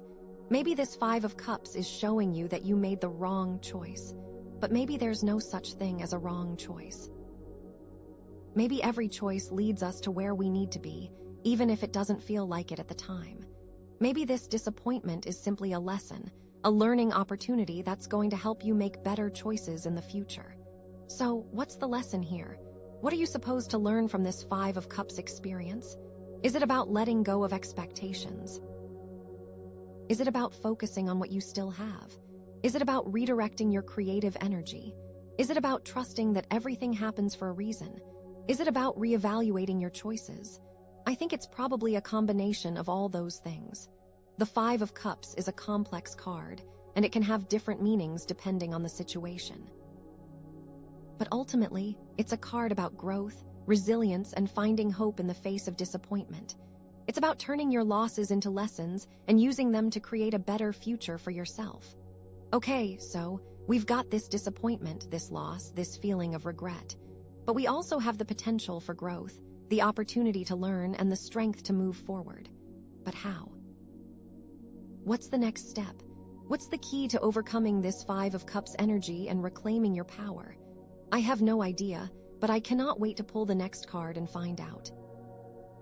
Okay, but seriously, the Five of Wands. What is going on here? Like after the Five of Cups, are you kidding me? This is like conflict central. So after all that disappointment, are we talking about even more challenges? Is this external conflict, internal conflict, or both? Oh my gosh. Okay, let's breathe and connect it back to the story, right? So we had the Three of Wands, the Moon, the Two of Wands, the Empress, and then the Five of Cups. And now the Five of Wands. This is intense. So remember the Three of Wands, seeing those ships coming in, the potential for expansion. Well, maybe the Five of Wands is saying that expansion isn't going to be easy. Maybe there are going to be obstacles and challenges that you need to overcome in order to achieve your goals. It's like you thought the path was clear, but now you're facing some serious competition or some unexpected roadblocks. It could be that other people are vying for the same opportunities. Maybe they are literally competing with you. Or it could be that you have internal battles, like maybe the Five of Wands means fighting for your vision against your own self-doubt. What do you really want? Are you willing to fight for it? because now it is time to take action. And then we have the moon, right? With all those hidden fears and illusions. Maybe the Five of Wands is revealing that those fears are actually manifesting as real obstacles in your life. Maybe you're so afraid of failure that you're actually sabotaging your own success. Or maybe those illusions are creating conflict because you're not seeing things clearly. Maybe you're fighting for something that isn't even real, or fighting against something that isn't even a threat. I wonder if maybe you're misinterpreting something. The moon can really cloud things, you know? And the Two of Wands, the choices we make. Maybe the Five of Wands is showing us that the choices you've made have led to this conflict. Maybe you've chosen a path that's inherently competitive or that puts you in opposition to others. Or maybe you've made choices that are creating inner turmoil, like you're torn between two different desires or two different values. It's like you chose to pursue this career, but now you're facing all these challenges and you're wondering if it was the right choice. Or you chose to be in this relationship, but now you're constantly fighting with your partner and you're wondering if you should stay or leave. And then, of course, the Empress. All that creative energy, all that abundance. Maybe the Five of Wands is saying that you need to fight for your creative vision. Maybe you're facing resistance from others who don't understand your art or who are trying to control your creative process. Or maybe you're struggling to find your voice, to express yourself authentically in the face of criticism or judgment. Remember, the Empress is about nurturing, and maybe now you need to nurture yourself through this conflict. Don't give up on your creative path just because it's hard. You can do this. And then we have the Five of Cups. And wow, how does the Five of Wands build on that feeling of loss? Maybe this conflict is a direct result of the disappointment you experienced. Maybe you're angry and frustrated, and you're taking it out on others. Or maybe you're feeling defensive and insecure, and you're lashing out at anyone who challenges you. It's like you lost this opportunity, and now you're fighting to protect what you still have. Or maybe the Five of Wands is saying that you need to fight for your right to grieve, to process your emotions, to heal from this loss. Don't let anyone tell you to just get over it or move on. It's okay to feel sad, angry, and disappointed, but it's also important to channel those emotions in a healthy way. Don't let them turn into bitterness or resentment. So, okay, Five of Wands, conflict, challenges, obstacles. But what kind of conflict are we talking about? Is it external, internal, or both? Well, it could be external conflict, like disagreements with coworkers, competition with rivals, or clashes with authority figures. Maybe you're facing opposition from people who don't want you to succeed or who are trying to undermine your efforts. It's like you're trying to climb the corporate ladder, but there are other people trying to knock you down. Or you're trying to start a business, but you're facing all sorts of regulatory hurdles and bureaucratic red tape. Or it could be internal conflict, like self-doubt, indecision, or conflicting desires. Maybe you're struggling to believe in yourself, to trust your intuition, or to make a clear decision about your future. It's like you want to pursue your dreams, but you're afraid of failure. Or you want to be in a relationship, but you're afraid of getting hurt. Or maybe it's a combination of both external and internal conflict. Maybe you're facing challenges from the outside world that are triggering your inner insecurities and fears. It's like you're being criticized by your boss, and it's making you question your abilities. Or you're being rejected by potential partners, and it's making you feel unlovable. I feel like the crystal is trying to tell you that your power comes from within, and you can get through this. So, how do you navigate this Five of Wands energy? How do you overcome these challenges and reclaim your power? Well, first of all, it's important to assess the situation. What kind of conflict are you facing? Who are you fighting against? What are you fighting for? What are your goals and your values? Once you have a clear understanding of the situation, you can start to develop a strategy. If it's external conflict, you might need to be assertive, stand your ground, and fight for what you believe in. Don't be afraid to speak your mind, to challenge authority, or to negotiate for your needs. But also be mindful of your approach. Don't let your anger or frustration get the better of you. Try to stay calm, rational, and respectful, even when you're dealing with difficult people. If it's internal conflict, you might need to practice self-compassion, self-acceptance, and self-care. Be kind to yourself, forgive yourself for your mistakes, and focus on your strengths. Don't let your inner critic hold you back. Challenge your negative thoughts and replace them with positive affirmations. Take time for yourself to relax, recharge, and reconnect with your inner self. And if it's a combination of both external and internal conflict, you might need to address both the external challenges and the internal issues simultaneously.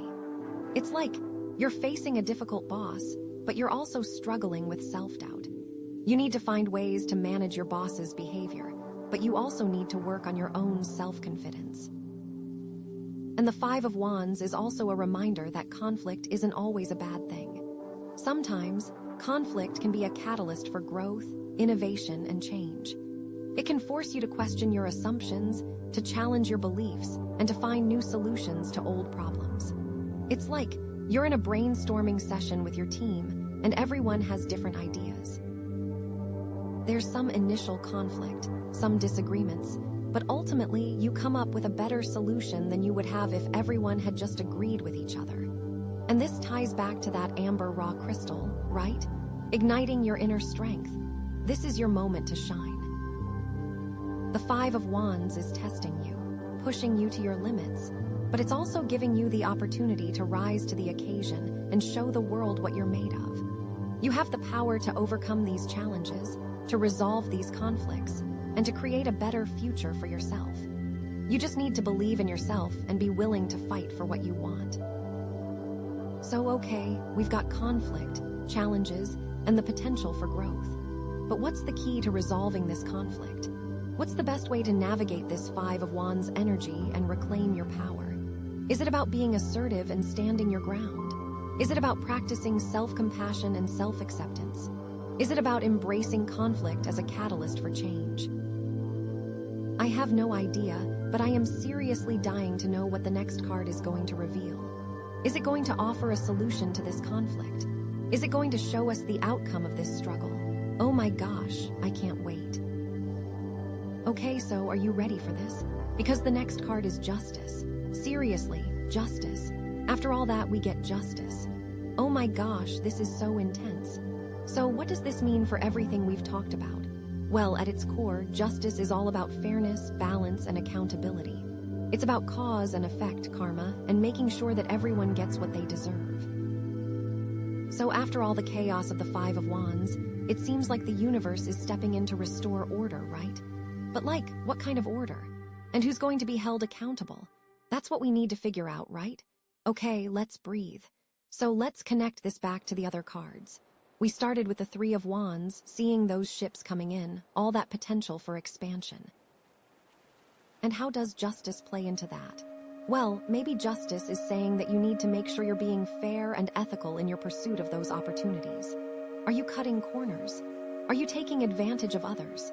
Are you being honest and transparent in your dealings? Because if you're not, justice is going to come back and bite you, you know. It's like you can't build a successful empire on a foundation of lies and deceit.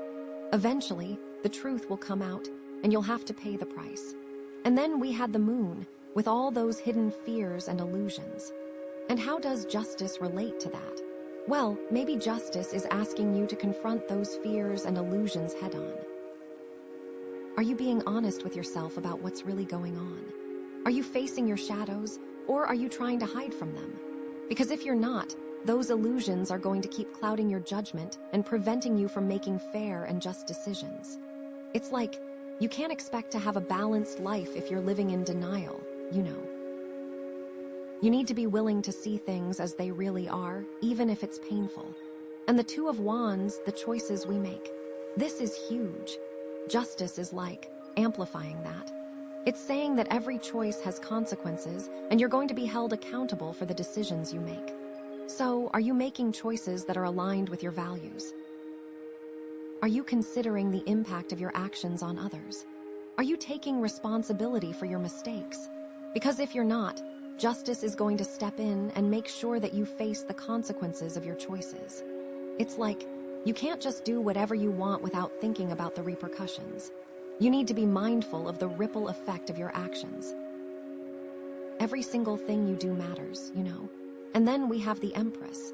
So, how does justice temper all that creative energy and abundance? Well, maybe justice is saying that you need to use your creative gifts for good.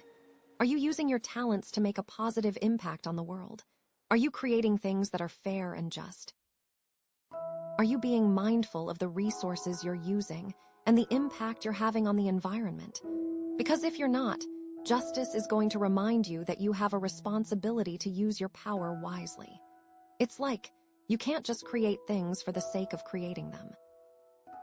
You need to be mindful of the ethical implications of your work and strive to make a positive contribution to society. And then, the 5 of Cups and the 5 of Wands. Oh my gosh, how does justice make sense of all that chaos? Well, maybe justice is saying that it's time to find a fair resolution to these conflicts. Are you being honest and fair in your dealings with others? Are you taking responsibility for your part in the conflicts? Are you seeking a solution that benefits everyone involved, or are you just trying to win at all costs? Because if you're not, justice is going to ensure that the conflicts continue until a fair resolution is reached. It's like, you can't just sweep things under the rug and hope they go away. You need to be willing to address the root causes of the conflicts and find a solution that is just and equitable for all. Okay, so justice is all about fairness, balance, and accountability. But what does that actually look like in your life? What are some practical scenarios where this energy might manifest? Well, maybe you're involved in a legal dispute, or you're dealing with a contract negotiation. Justice is saying that the outcome will be fair and just, but only if you're being honest and transparent. If you're trying to deceive or manipulate the system, it's going to backfire on you. Maybe you're in a relationship where there's been some infidelity or betrayal. Justice is saying that the truth will come out, and you'll need to make a decision about whether you can forgive and move forward, or whether you need to walk away. Maybe you're in a work situation where you feel like you're being treated unfairly. Justice is saying that you need to stand up for yourself and fight for your rights. But you also need to be mindful of your approach and make sure you're not being aggressive or vindictive. It's a balancing act. Okay, so what are some action steps you can take to align with this justice energy? First, be honest with yourself and with others. This is the foundation of everything. Don't try to deceive or manipulate anyone, and don't try to hide from the truth. Second, take responsibility for your actions. Own up to your mistakes and learn from them. Don't try to blame others for your problems. Third, seek a fair resolution to conflicts. Don't try to win at all costs. Try to find a solution that benefits everyone involved. Fourth, stand up for what you believe in. Fight for your rights, but do so in a respectful and ethical manner. Fifth, trust that the universe is working in your favor. Even if things seem unfair right now, have faith that everything will eventually work out for the best. Justice is always served, one way or another. And remember that amber raw crystal and all that energy of igniting your inner strength. Well, justice is all about reclaiming your power by living in alignment with your values. It's about knowing that you're doing the right thing, even when it's hard. It's about trusting that the universe will support you when you're acting in integrity. It's like, you're not just a passive bystander in your own life. You're an active participant, and you have the power to create a more fair and just world, simply by being true to yourself and living in accordance with your highest values. But there's also a warning here. Justice can sometimes be a little bit too rigid, a little bit too black and white. It's like, she's so focused on fairness that she can sometimes forget about compassion. So, it's important to remember that there are always extenuating circumstances, and that sometimes forgiveness is more powerful than punishment. It's like, you can't just apply the law blindly without considering the human element. You need to be willing to show mercy and understanding, even when someone has done something wrong. Remember, we're all human. So, putting it all together, justice is saying that it's time to create balance, fairness, and accountability in your life. It's about making choices that are aligned with your values, taking responsibility for your actions, and seeking a fair resolution to conflicts. It's about trusting that the universe is working in your favor, and that everything will eventually work out for the best. But it's also about remembering to show compassion and understanding, and to forgive others and yourself for your mistakes. But oh my gosh, what does this all mean for the future? I mean, we still have more cards to pull, right? What's coming next? Is justice going to bring a positive resolution to these conflicts? Is it going to lead to a new opportunity or a new beginning? Or is it going to reveal some hidden truths that are hard to face? I'm so excited and nervous to see what the universe has in store. Like, what specific area of your life is this justice card going to impact the most? And will you be able to maintain your integrity in the face of temptation or adversity? Oh man, I can't wait to pull the next card. This is getting so good. Okay, so are you ready for this? Because the World card, it's huge. I mean, it's the final card of the major arcana, the culmination of the entire journey. This card, it's all about completion, integration, and fulfillment. Like you've reached the top of the mountain, you know. You've learned your lessons, you've overcome your challenges, and you've finally arrived at a place of wholeness and harmony. It's about understanding your place in the universe, your connection to everything around you. It's like you're not just an individual anymore. You're part of something bigger, something more meaningful. This card represents a sense of accomplishment, a feeling of satisfaction and gratitude for all that you've achieved. You've come so far, and you deserve to celebrate your success. But it's not just about celebrating the past. It's also about looking forward to the future, because the World card also signifies new beginnings. It's like you've completed one cycle, and now you're ready to start a new one. You're taking all the wisdom and experience you've gained and using it to create an even better future for yourself. It's really about seeing possibilities, you know? The World card represents freedom, liberation, and a sense of limitlessness. You're not bound by the past anymore. You're free to create your own reality, to pursue your dreams, and to live your life to the fullest. So how does this relate to all the other cards we've pulled? Well, let's start with the Three of Wands. Remember that card of expansion, seeing your ships coming in? The World card is like, those ships have finally arrived. All that potential you saw is now a reality. You've successfully expanded your horizons, and you're reaping the rewards of your hard work and your vision. It's like you planted those seeds, you nurtured them, and now they're blooming into something beautiful and abundant. You know that feeling. And then we had the moon with all its hidden fears and illusions. The World card is like, you've faced those fears, you've confronted those shadows, and you've emerged stronger and wiser. The illusions have faded away, and you're seeing things clearly for what they are. You've learned to trust your intuition, to navigate the murky waters of the subconscious, and to embrace your authentic self. The moon helped you get here, didn't it? And the Two of Wands, those choices you had to make. The World card is like, you made the right choices. You trusted your gut, you followed your heart, and you chose the path that was most aligned with your values and your goals. And now, you're seeing the fruits of those choices. You're living a life that is authentic, meaningful, and fulfilling. The Two of Wands was an important turning point, wasn't it? Then we had the Empress, with all that creative energy and abundance. The World card is like, you've successfully channeled that energy into something amazing. You've created something beautiful, something meaningful, something that makes a positive impact on the world. You've nurtured your relationships, you've expressed your creativity, and you've manifested your desires into reality. You really harnessed that Empress energy. And then, oh man, the Five of Cups. That disappointment, that sense of loss. The World card is like, you've learned from those experiences, you've healed from those wounds, and you've emerged stronger and more resilient. You didn't let those setbacks define you. You used them as opportunities for growth, and you transformed your pain into wisdom. That Five of Cups was tough, but look how far you've come. And the Five of Wands, all that conflict and chaos. The World card is like, you've resolved those conflicts, you've overcome those challenges, and you've found peace and harmony. You've learned to stand your ground, to fight for what you believe in, and to negotiate for your needs. But you've also learned to forgive, to compromise, and to let go of what no longer serves you. You made it through that Five of Wands. And justice.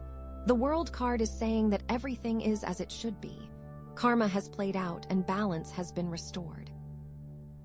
You've been held accountable for your actions, and you've been rewarded for your integrity. You've created a life that is fair, just, and ethical. You've really embraced the lessons of justice, haven't you? So the World card is like, all those pieces of the puzzle have finally come together. You've integrated all aspects of yourself, the light and the shadow, the masculine and the feminine, the past and the present, and you've created a life that is whole, complete, and fulfilling. You've reached the end of a long and challenging journey, and you deserve to celebrate your accomplishments. But it's not just about celebrating the past. It's also about looking forward to the future, because the World card also signifies new beginnings. It's like you've completed one cycle, and now you're ready to start a new one. You're taking all the wisdom and experience you've gained and using it to create an even better future for yourself. It's about taking the lessons you've learned and applying them to new situations. You're not starting from scratch. You're starting from a place of strength, wisdom, and experience. So, what does this mean for you practically? What are some things you can do to embrace this new chapter and create a fulfilling future?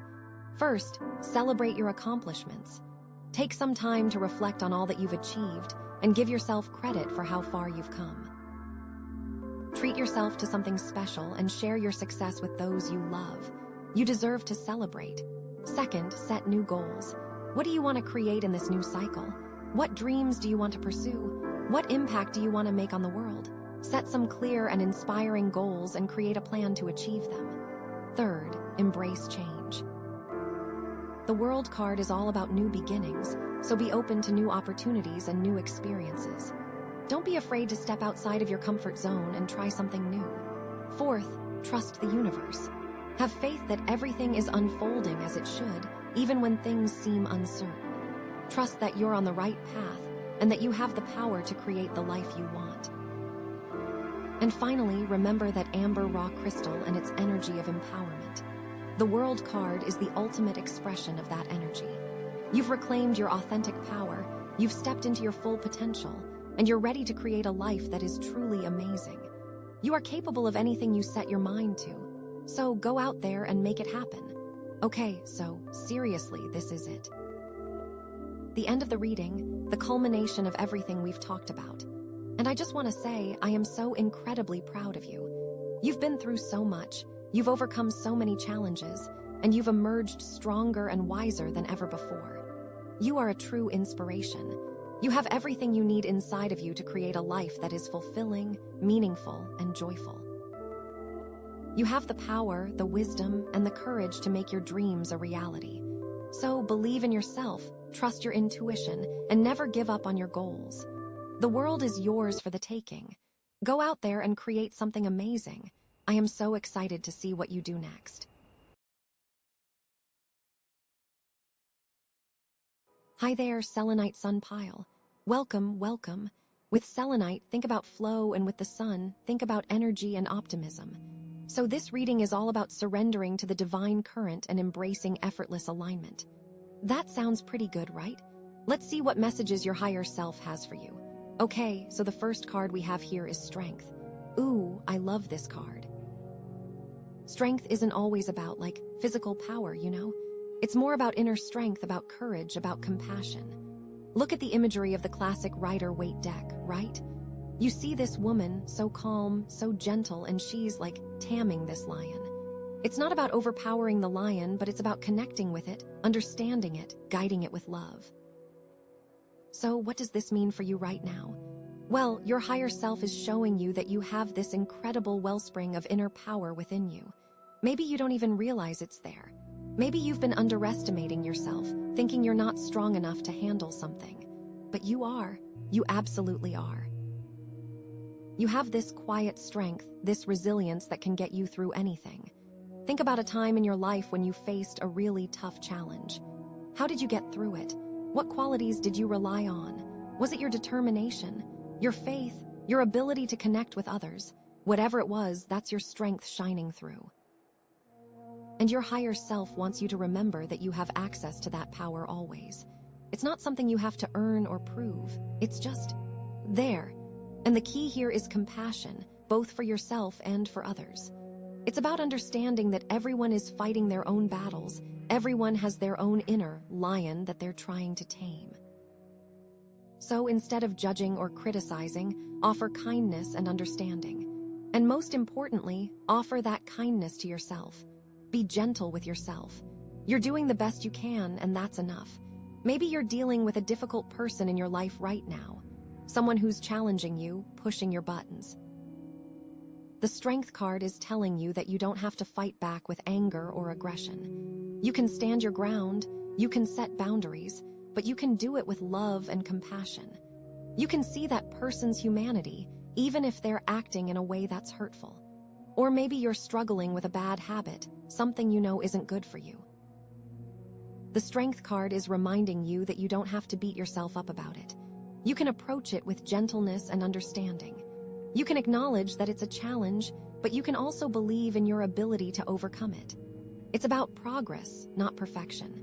This card is also about having courage, but not in a reckless, impulsive way.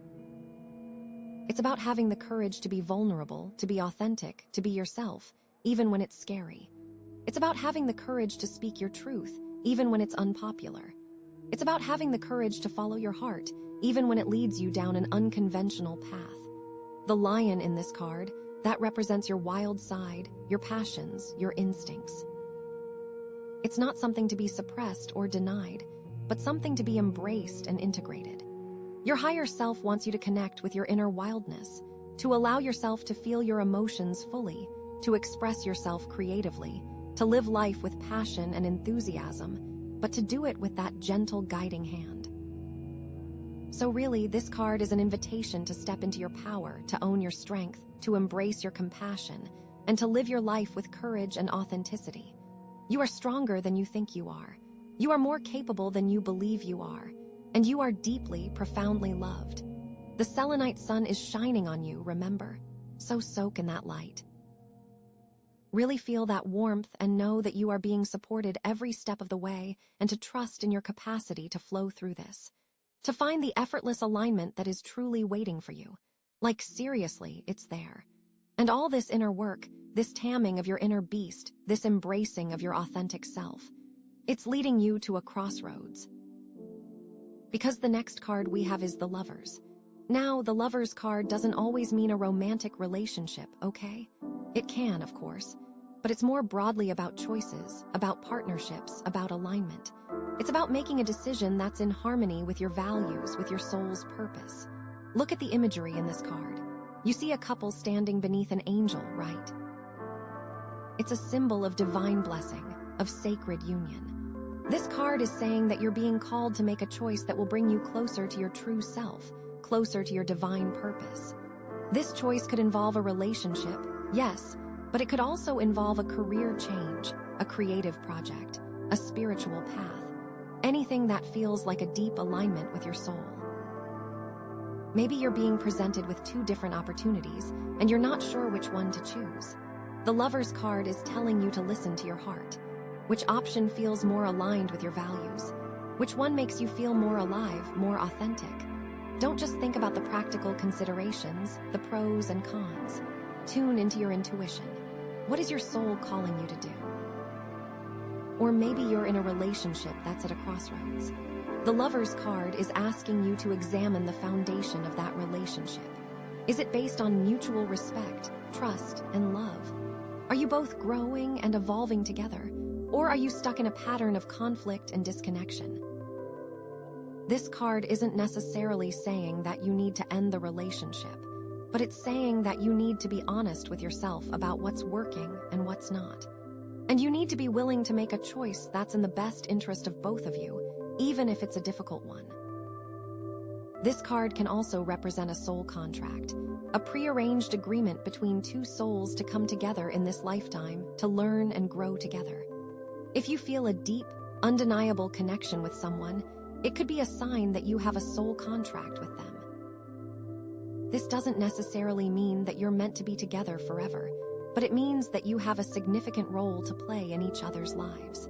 The Lovers card is also about integration, about bringing together different aspects of yourself into a harmonious whole. Maybe you've been struggling with inner conflict, with feeling torn between two different desires or identities. This card is saying that you can find a way to integrate those parts of yourself, to embrace your wholeness. You don't have to choose one over the other. You can find a way to honor both. It's about making choices that reflect your highest self, about aligning with your soul's purpose, and about embracing the divine union within yourself and with others. It's about recognizing the sacredness of connection and the power of choice. It's also about understanding that every choice has consequences and that you're responsible for the choices you make. But it's also about trusting that the universe is guiding you, that you're not alone, and that you're always being supported. Remember that Selenite Sun energy, that flow. Trust that the choices you are making are divinely guided. This isn't about forcing things or trying to control the outcome. It's about surrendering to the divine current and allowing yourself to be led to where you need to be. It's about trusting that even if you make a wrong choice, it will ultimately lead you to a greater understanding of yourself and the world around you. But this choice, this partnership, this alignment, it might trigger something unexpected, because right after the Lovers we have the Tower. Whoa, okay, the Tower is like the ultimate card of sudden change, of unexpected upheaval. It's about the breaking down of old structures, of outdated beliefs, of things that are no longer serving you. This can be scary, of course. It can feel like your whole world is falling apart. But the Tower is ultimately a card of liberation. It's about clearing away the old to make way for the new. Look at the imagery in this card. You see a tower being struck by lightning, people falling from it. It's dramatic, it's intense, but it's also necessary. The tower represents a structure that's become rigid, that's no longer able to adapt to change. The lightning bolt represents the divine intervention that's needed to break it down. And the people falling from the tower represent the parts of yourself that you need to let go of in order to move forward. Maybe you're holding onto beliefs or patterns that are holding you back. The tower is saying that those beliefs are about to be shattered. This could be painful, but it's ultimately for your own good. You need to release those old limitations in order to step into your full potential. Maybe you're in a situation that's become unsustainable. A job, a relationship, a living situation. The tower is saying that that situation is about to come to an end. This could be scary, but it's ultimately an opportunity for you to create something new, something that's more aligned with your true self. It's about trusting that even though things may feel chaotic and uncertain right now, you're being guided towards a better future. This card can also represent a sudden awakening, a moment of clarity that changes everything. Maybe you've been living in denial about something, and the tower is bringing you face to face with the truth. This could be shocking, but it's ultimately liberating. It's about seeing things as they really are, not as you wish they were. And it's about having the courage to make the necessary changes, even if they're difficult. Now, remember that strength card we talked about earlier. That inner power, that compassion, that courage, you're going to need it now. The tower can be a challenging card, but it's also a powerful one. It's about trusting in your ability to weather the storm, to rebuild from the ashes, to emerge stronger and more resilient than ever before. This is where the Selenite Sun energy really comes into play. This is where you need to trust that you can and will flow through this and come out on the other side better than ever. It's about surrendering to the divine current, even when it feels like you're being swept away by a raging river. It's about knowing that even in the midst of chaos, there's a deeper order at work. And it's about trusting that you're being guided towards your highest good, even if you can't see it right now. It's about knowing that this change is ultimately for your benefit. It's clearing the path for something new, something better, something more aligned with your soul's purpose. So even though that tower moment feels huge, remember the strength you've cultivated, the choices you've made. It's all part of the divine flow. Okay, so after all that, after the strength, after the lovers, after the tower, we have death. And I know that card can be scary for some people, but honestly in this context, after everything we've already seen, it feels right. It feels like the next logical step. Like, of course, we have death now. Something has to end, right? I mean, think about it. The tower just came and shook everything up. It destroyed old structures, outdated beliefs, things that weren't serving you anymore. So what happens after that? Well, those things have to die. They have to be released. They have to make way for something new. So really, this death card is like a confirmation that the tower did its job. It cleared the path. It made space. And now, you're being given the opportunity to step into something completely new, something completely different. And I think the key here is to not resist it, to not cling to the old. Because that's what makes the death card scary. It's when we try to hold on to things that are already dead, when we refuse to let go of what's no longer serving us. But if you can surrender to the process, if you can trust that this ending is ultimately for your own good, then the death card can be incredibly liberating. It can be a huge relief. It can be like taking off a heavy coat that you've been wearing for way too long. So what exactly is dying here? What's ending? Well, it could be a lot of things. It could be a relationship, a job, a living situation, a belief system, a way of thinking about yourself. It could be something external, or it could be something internal. But whatever it is, it's something that's been holding you back.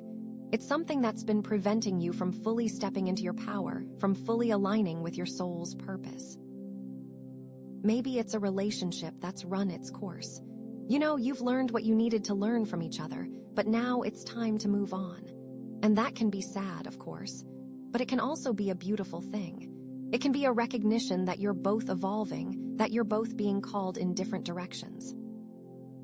And instead of trying to force it, instead of trying to cling to something that's no longer working, you're choosing to honor the connection you had, to release each other with love and gratitude, and to move forward on your separate paths. Or maybe it's a job that you've outgrown. You know, you started it with enthusiasm and excitement, but now you're feeling bored, uninspired, maybe even resentful. And the death card is saying that it's okay to let it go. It's okay to admit that it's no longer the right fit for you. It doesn't mean you're a failure.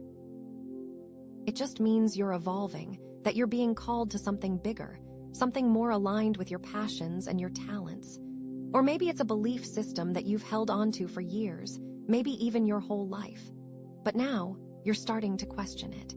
You're starting to see that it's not necessarily true, that it's not necessarily serving you. And the death card is saying that it's okay to let go of those old beliefs.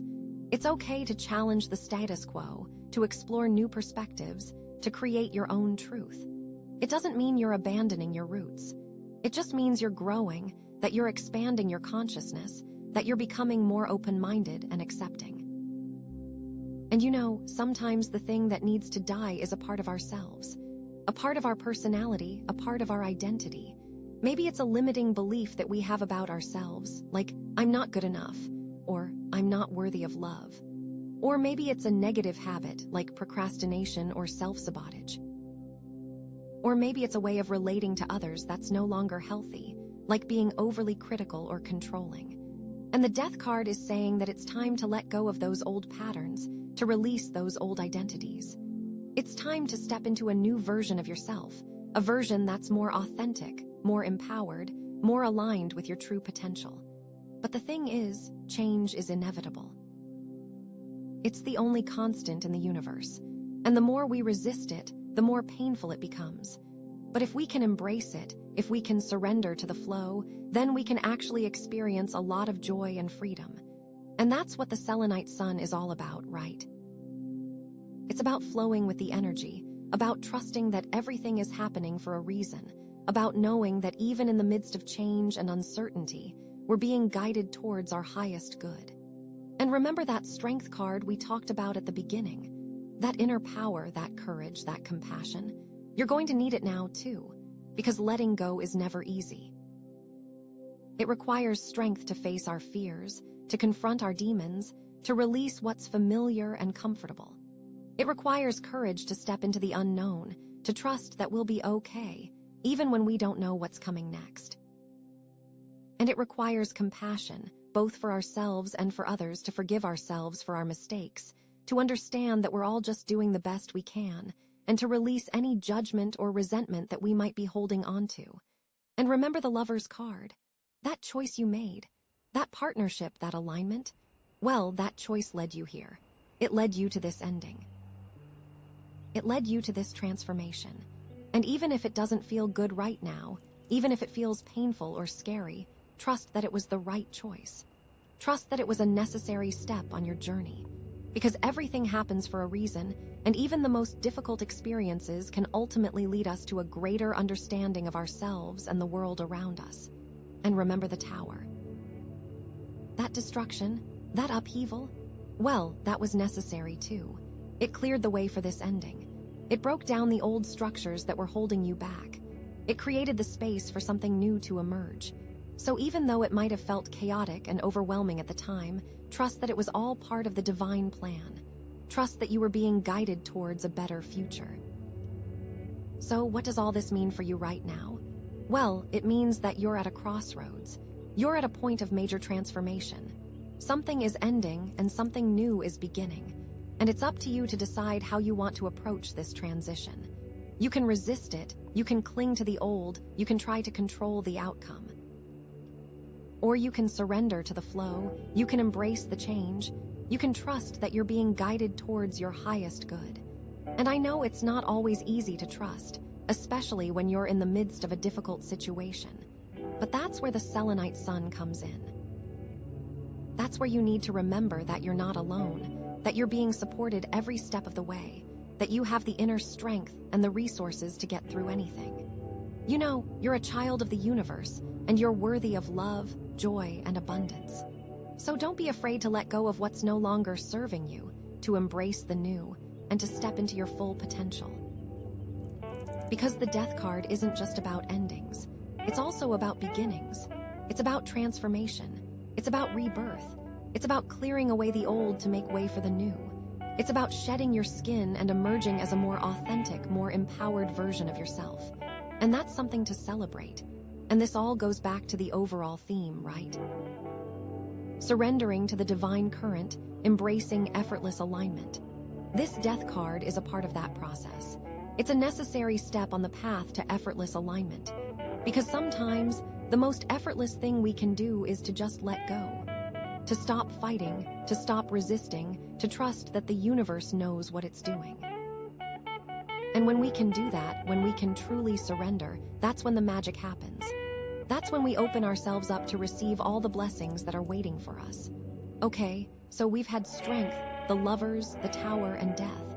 What's next? What's emerging from the ashes? I am so excited to see what the universe has in store for you.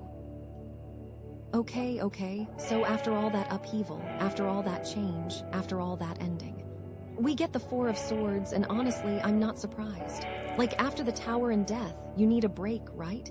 You need a chance to, catch your breath and just process everything that's happened. So the Four of Swords is traditionally about rest, about contemplation, about stepping away from the chaos and finding some peace and quiet. You see the imagery, right? The knight lying on the tomb, the swords hanging above him. It's all very still, very serene. But I don't think this is just about taking a nap, you know? I don't think this is about checking out completely. I think this is about a more active kind of rest, a more intentional kind of contemplation. Like, you've been through this intense period of transformation, and now you need to integrate those changes. You need to figure out what it all means, how it's changed you, and what you want to do with this new version of yourself. So think of it like this. You've just climbed a really, really big mountain, right? You're exhausted, your muscles are aching, and you're completely drained. But you also know that you can't just collapse at the bottom and stay there forever. You need to take some time to recover, to refuel, to stretch out your muscles. But you also need to take some time to look back at the mountain you just climbed and appreciate how far you've come. You need to learn from the experience, to identify what worked and what didn't, and to use that knowledge to prepare for your next adventure. That's what the Four of Swords is about. It's about taking that intentional pause, that strategic retreat, so that you can come back stronger and more focused than ever before. It's about not rushing into anything new before you're ready, about honoring the process you've been through and giving yourself the time and space you need to heal and grow. And I think this is especially important in the context of the Selenite Sun energy, right? Because we're talking about flowing with the divine current, about embracing effortless alignment. But that doesn't mean that you have to be constantly doing something, that you have to be constantly striving and pushing yourself. Sometimes, the most aligned thing you can do is to just stop. To just be still. To just listen to your inner wisdom and allow the universe to guide you. And that's what this Four of Swords moment is offering you. It's offering you the chance to tune into that inner guidance, to connect with your intuition, and to receive the messages that are waiting for you. Because I think a lot of times we're so busy, so distracted, that we don't even notice the subtle nudges and whispers that the universe is sending our way. We're so caught up in the external world that we forget to listen to our own inner voice. But when we take the time to quiet our minds, to step away from the noise and the distractions, we create space for those messages to come through. We create space for clarity, for insight, for inspiration. So what does this look like in practice? Well, it could be as simple as taking a few minutes each day to meditate, to journal, or just to sit in silence and breathe. It could be about spending some time in nature, connecting with the earth and feeling the peace and tranquility of the natural world. It could be about disconnecting from social media, turning off the news, and just giving yourself a break from all the external stimulation. It could be about saying no to commitments that don't feel aligned with your values or your priorities, and freeing up some time and energy for yourself. It could be about creating a sacred space in your home, a place where you can retreat to when you need to recharge and reconnect with your inner self. It's about figuring out what you need to feel grounded, centered, and at peace, and then making a conscious effort to create those conditions in your life.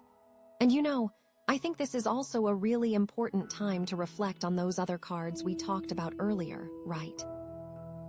To really integrate the lessons you learned from the Strength card, from the Lover's card, from the Tower card, from the Death card. Like, what did you discover about your own inner power? How did you tap into your courage and compassion? What choices did you make, and how did those choices lead you to where you are now? What old structures crumbled, and what new foundations are you building? What did you have to let go of, and what new possibilities are you embracing? These are all really important questions to consider during this Four of Swords moment. Because the more deeply you understand your own journey, the better equipped you'll be to navigate whatever comes next. The Strength card reminds you that you have this wellspring of inner resilience, this ability to overcome challenges with grace and compassion. The Lover's card reminds you that you're being called to make choices that are aligned with your soul's purpose, to honor your connections with others, and to embrace your own wholeness. The Tower card reminds you that change is inevitable, that sometimes things need to fall apart in order for something new to be built. And the Death card reminds you that endings are necessary, that letting go can be liberating, and that every ending is also a beginning.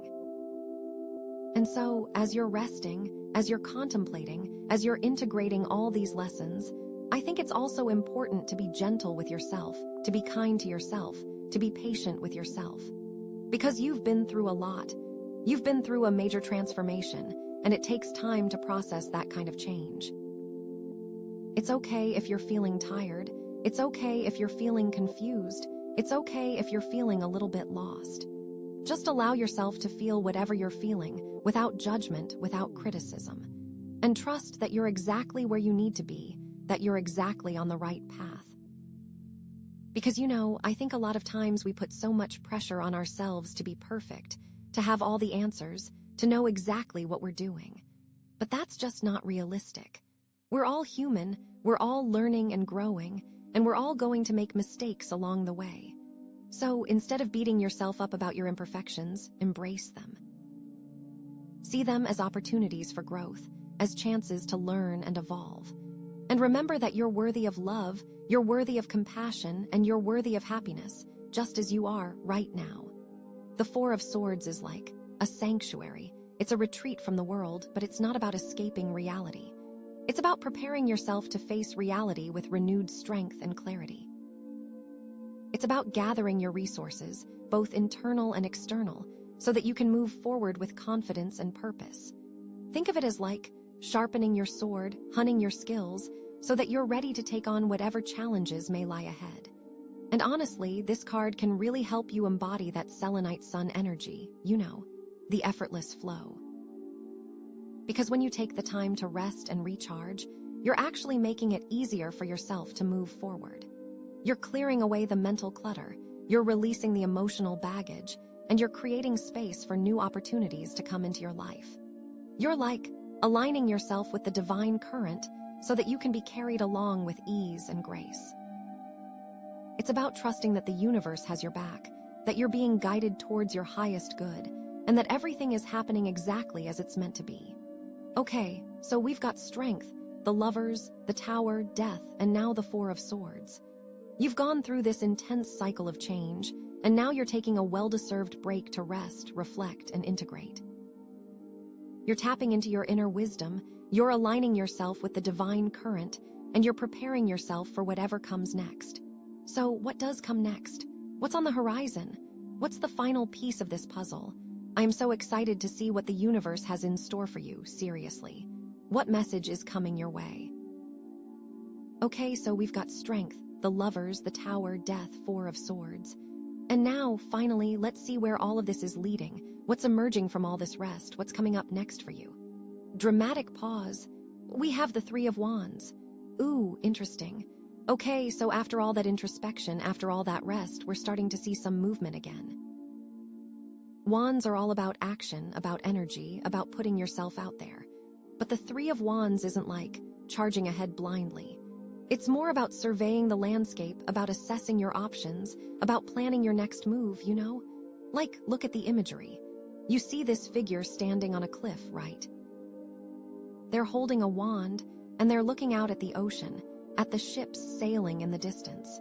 It's like they've reached a point where they can see the bigger picture, where they can see the possibilities that are available to them. They're not just reacting to what's happening in front of them. They're actively considering their options and making a conscious decision about which path to take. So, what does this mean for you?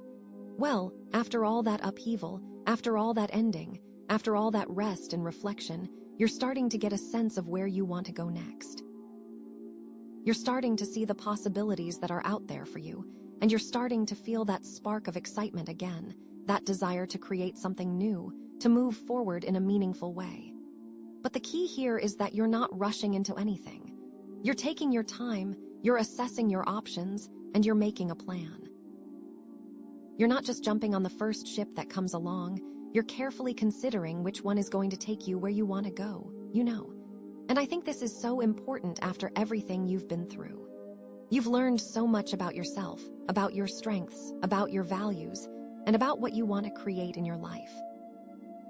And now you're using that knowledge to make informed decisions about your future. Think back to that Strength card, right? You've tamed your inner lion, you've connected with your inner power. And now you're using that strength to confidently step forward, to pursue your goals with courage and conviction. This isn't about brute force, though.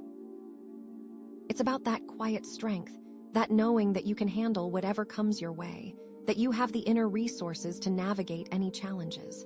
And then there was the Lovers, that choice, that alignment. The Three of Wands suggests that you're now seeing the consequences of that choice, the opportunities that have opened up as a result. Maybe that choice led to some unexpected changes, some difficult endings, but it's also paved the way for new beginnings, for new partnerships, for new adventures. It's like you're finally starting to see the fruits of your decision, the potential that lies ahead. And of course, the Tower, that massive shakeup. The Three of Wands is showing you that the dust is settling.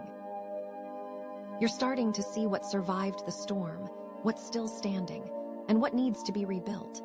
You're not afraid to embrace the new, to create something different, something that's more aligned with your true self. You're seeing the potential for growth and expansion in the wake of all that destruction. It's like the lightning cleared the way, and now you can see the horizon clearly. And then death, that ending that felt so final. But the Three of Wands is saying that endings are always followed by beginnings. You've released what was no longer serving you, you've shed your old skin, and now you're ready to step into a new role, a new identity. You're not clinging to the past, you're embracing the future with open arms. It's like you've planted the seeds of change, and now you're starting to see the first sprouts emerge from the ground. And even that Four of Swords, that period of rest and reflection, was crucial. Because it gave you the time and space to process everything that had happened, to integrate the lessons you learned, and to clarify your vision for the future. The Three of Wands is showing you that that time wasn't wasted. It was an investment in yourself, an investment in your future. You're now reaping the rewards of that introspection. You're moving forward with more clarity, more confidence, and more purpose. So, what might this look like in your life right now? Well, maybe you're starting to see some opportunities for collaboration, for partnership with others. The Three of Wands can represent expanding your horizons by working with people who are in different locations, or who have different skills and perspectives than you do. Maybe you're considering launching a new business, or expanding your existing one into new markets. You're doing your research, you're assessing the risks, and you're making a strategic plan for how to succeed. It's like you're carefully charting a course for your ship, ensuring that you have the right resources and the right crew to reach your destination. Or maybe you're thinking about taking your career in a new direction. You've been feeling restless in your current job. You're not feeling challenged or fulfilled, and you're starting to explore other options. You're networking with people in different fields, you're taking online courses to learn new skills, and you're putting yourself out there in ways that feel exciting and authentic. The Three of Wands suggests that you're not just passively waiting for something to happen, you're actively creating your own opportunities, you're taking control of your career path. Or maybe you're considering a move, a change of scenery. You're feeling drawn to a different location, a place that feels more aligned with your values and your passions. You're researching different cities, you're visiting potential new homes, and you're starting to imagine what your life could be like in a new environment. It's like you're exploring new landscapes, seeking out a place where you can truly thrive, where you can feel more connected to yourself and to the world around you. Or maybe it's something more internal. Maybe you're starting to see the potential within yourself that you haven't fully realized yet. You're recognizing your unique talents and abilities, you're embracing your creativity, and you're starting to believe in your own potential to make a difference in the world. The Three of Wands suggests that you're not just dreaming about what you could be, you're actively taking steps to become that person. You're investing in your own growth and development. It could also be that you are literally expanding your horizons by traveling, especially long-distance travel, maybe for business, or maybe for pleasure. Either way, you are really broadening your horizons by experiencing new things. And that travel might be something that you're actively planning. Or you might be waiting for something to come to fruition. You might have put a lot of energy into something, and you're now just at the point of waiting for it to come to fruition. This could be something that requires patience, and you have to trust that it's going to come together, but you're starting to feel that sense of optimism that it's actually going to work out for you. It's all about trust in the process.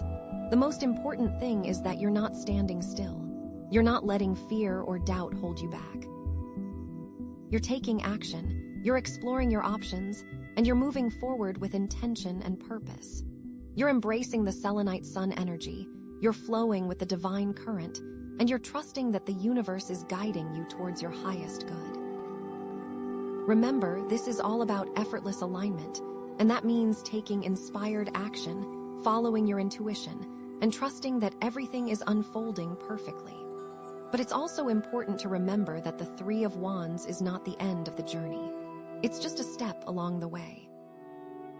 You're not quite at your destination yet. You still have more to learn, more to experience, and more to create. You're still surveying the landscape, you're still assessing your options, and you're still making a plan. But you're moving in the right direction, you're gaining momentum, and you're starting to see the path ahead more clearly. It's so exciting to consider. So where does this path lead? What's the next step on this journey? What's the final message that your higher self wants you to hear? I can't wait to see. Okay, so Strength, the Lovers, the Tower, Death, Four of Swords, Three of Wands, and the final card.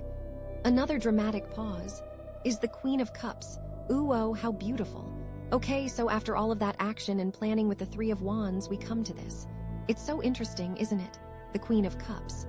It's all about emotions, about intuition, about compassion, about love. It feels like a real shift inward, doesn't it? Like after all that outward energy, we're being called to connect with our feelings again. So the Queen of Cups, traditionally, she's the queen of the emotional realm, right? She's deeply intuitive, she's very sensitive, she's incredibly compassionate. She's like a natural empath, you know. She can really feel what other people are feeling. She can understand their pain and their joy. And she's also very nurturing, very caring. She wants to help people. She wants to heal them. She wants to make them feel loved and supported. But I think the key with the Queen of Cups is that she's not just about emotions. She's about mastering your emotions, right? It's about being able to feel your feelings fully, without getting overwhelmed by them. It's about having that emotional intelligence, that self-awareness, that allows you to navigate your emotions in a healthy and balanced way. And she's ruled by water, so she's all about flow. She's about intuition. She's about going with the flow of life, you know. And that connects so beautifully with the Selenite Sun energy, right? This whole reading is about surrendering to the divine current, and the Queen of Cups embodies that perfectly. So, what does this mean in the context of everything else we've seen? Well, think about that strength card we started with. The Queen of Cups has that inner strength, but it's a different kind of strength than what we saw with strength. It's not about taming the lion, it's about embracing your vulnerability, you know? It's about allowing yourself to feel your emotions, even the difficult ones, and still being able to stand strong in your own truth. It's about having the courage to be open and honest about your feelings, even when it's scary. And then the Lovers. Remember that choice? That alignment? The Queen of Cups is about making choices that are aligned with your heart, with your emotions, with your intuition. It's about choosing love over fear, about choosing compassion over judgment, about choosing connection over isolation. It's about creating relationships that are based on mutual respect, trust, and emotional intimacy. And then, of course, the Tower. That massive upheaval. The Queen of Cups is about healing after the storm, about finding emotional stability in the midst of chaos. It's about nurturing yourself, about giving yourself the time and space you need to process your emotions and to rebuild your life. It's about finding compassion for yourself and for others who have been affected by the upheaval. And after the Tower, we got death. That ending. The Queen of Cups is about grieving the loss of what was and about embracing the new beginnings that are emerging. It's about allowing yourself to feel the sadness and the pain, but also about trusting that you will heal, that you will find love and joy again. It's about finding compassion for yourself as you navigate this transition. It's about that self-love after that period of ending. And then the Four of Swords, that rest, that contemplation. The Queen of Cups is about connecting with your emotions during that time of rest, about allowing yourself to feel what you need to feel without judgment.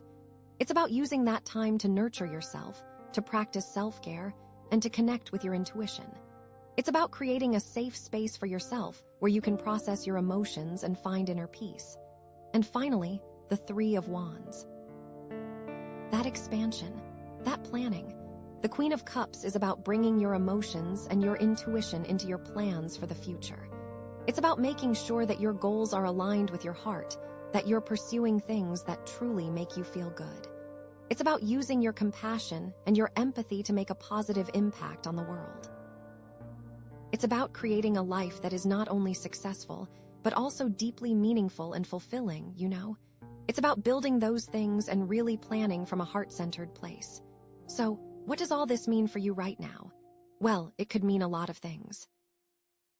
Maybe you're being called to connect with your emotions in a deeper way, to really allow yourself to feel what you're feeling without judgment or resistance. Maybe you're being called to be more compassionate towards yourself and towards others, to offer forgiveness and understanding. Maybe you're being called to nurture your creativity, to express yourself in ways that feel authentic and fulfilling. Maybe you're being called to connect with your intuition, to trust your inner guidance, and to follow your heart. It could also mean that you're entering a period of emotional healing, that you're finally ready to release some old wounds and to move forward with more love and compassion. This could involve forgiving someone who has hurt you, or forgiving yourself for something you've done in the past. It could involve letting go of a relationship that is no longer serving you, or creating more space for love and intimacy in your current relationship. It could involve seeking therapy or counseling to help you process your emotions and heal from past trauma. The Queen of Cups is about being proactive about your emotional well-being, about taking steps to create a life that is filled with love, joy, and peace. Or it could mean that you're being called to step into a more nurturing role in your life, to offer support and guidance to others who are struggling. This could involve volunteering your time, mentoring someone, or simply being a good friend and listener. The Queen of Cups is about using your compassion and your empathy to make a positive impact on the world, to help others heal and grow. It's about sharing your love and your light with those who need it most. It's about being that beacon of hope. And you know, this could definitely be about relationships, right? It could be that you're meeting someone new who embodies these qualities of the Queen of Cups, someone who is kind, compassionate, and emotionally intelligent. This could be a romantic relationship, or it could be a friendship, or it could be a mentor or a teacher. The Queen of Cups is about attracting people into your life who are aligned with your values and who support your emotional well-being. It's about creating relationships that are based on mutual respect, trust, and love. This person comes in and just really is a breath of fresh air. They bring that compassion and that emotional intelligence that might be something that you feel is lacking in your life and that you're really craving. Or maybe you're already in a relationship, and this card is a reminder to bring more love, compassion, and intimacy into that relationship. It's about deepening your connection with your partner, about being more open and honest about your feelings, and about creating a safe space where you can both be vulnerable and authentic. It's about nurturing the love that you have and allowing it to grow stronger. And you know, the Queen of Cups is also very creative, right? She's very artistic, she's very imaginative. So this could also be a time to really connect with your creative side, to express yourself through art, music, writing, or whatever medium feels most natural to you. The Queen of Cups is about allowing your emotions to fuel your creativity, about using your art to heal yourself and others, and about sharing your unique gifts with the world. And spiritually, the Queen of Cups is about connecting with your intuition, about trusting your inner guidance, and about following your spiritual path. This could involve meditation, prayer, yoga, or any other practice that helps you connect with your higher self. The Queen of Cups is about listening to the whispers of your soul and allowing yourself to be guided towards your true purpose. It's about trusting that the universe is supporting you every step of the way, and that you are exactly where you need to be. But honestly, I think the most important thing about the Queen of Cups is self-love, right? It's about being kind to yourself, about being compassionate towards yourself, and about accepting yourself for who you are, flaws and all. It's about nurturing yourself, about taking care of your needs, and about creating a life that is filled with joy, peace, and love. It's about recognizing that you are worthy of love, that you are deserving of happiness, and that you have the power to create the life of your dreams. And that brings us right back to the Selenite Sun energy, doesn't it? It's all about flowing with the divine current, about embracing effortless alignment. And the Queen of Cups embodies that perfectly. When you're connected with your emotions, when you're trusting your intuition, when you're being kind to yourself, then you're naturally aligned with the universe, you're flowing with the divine current, and you're attracting all the good things that are meant for you. So where does this leave you? Well, that's the big question, isn't it? We've gone through this whole journey, from strength to the Lovers to the Tower to death to the Four of Swords to the Three of Wands, and now we're here with the Queen of Cups. What does it all mean? How does it all fit together? Only you can truly answer that question, you know? But I hope that this reading has given you some insights, some guidance, and some inspiration to help you on your way. Remember to trust the process, to surrender to the divine current, and to know that you are loved, you are supported, and you are exactly where you need to be. And that Selenite Sun is shining on you always. I'm so excited for you. Wow, so yeah, what a reading, right? I mean, seriously, Selenite Sun pile, you have been through it. But look at you now.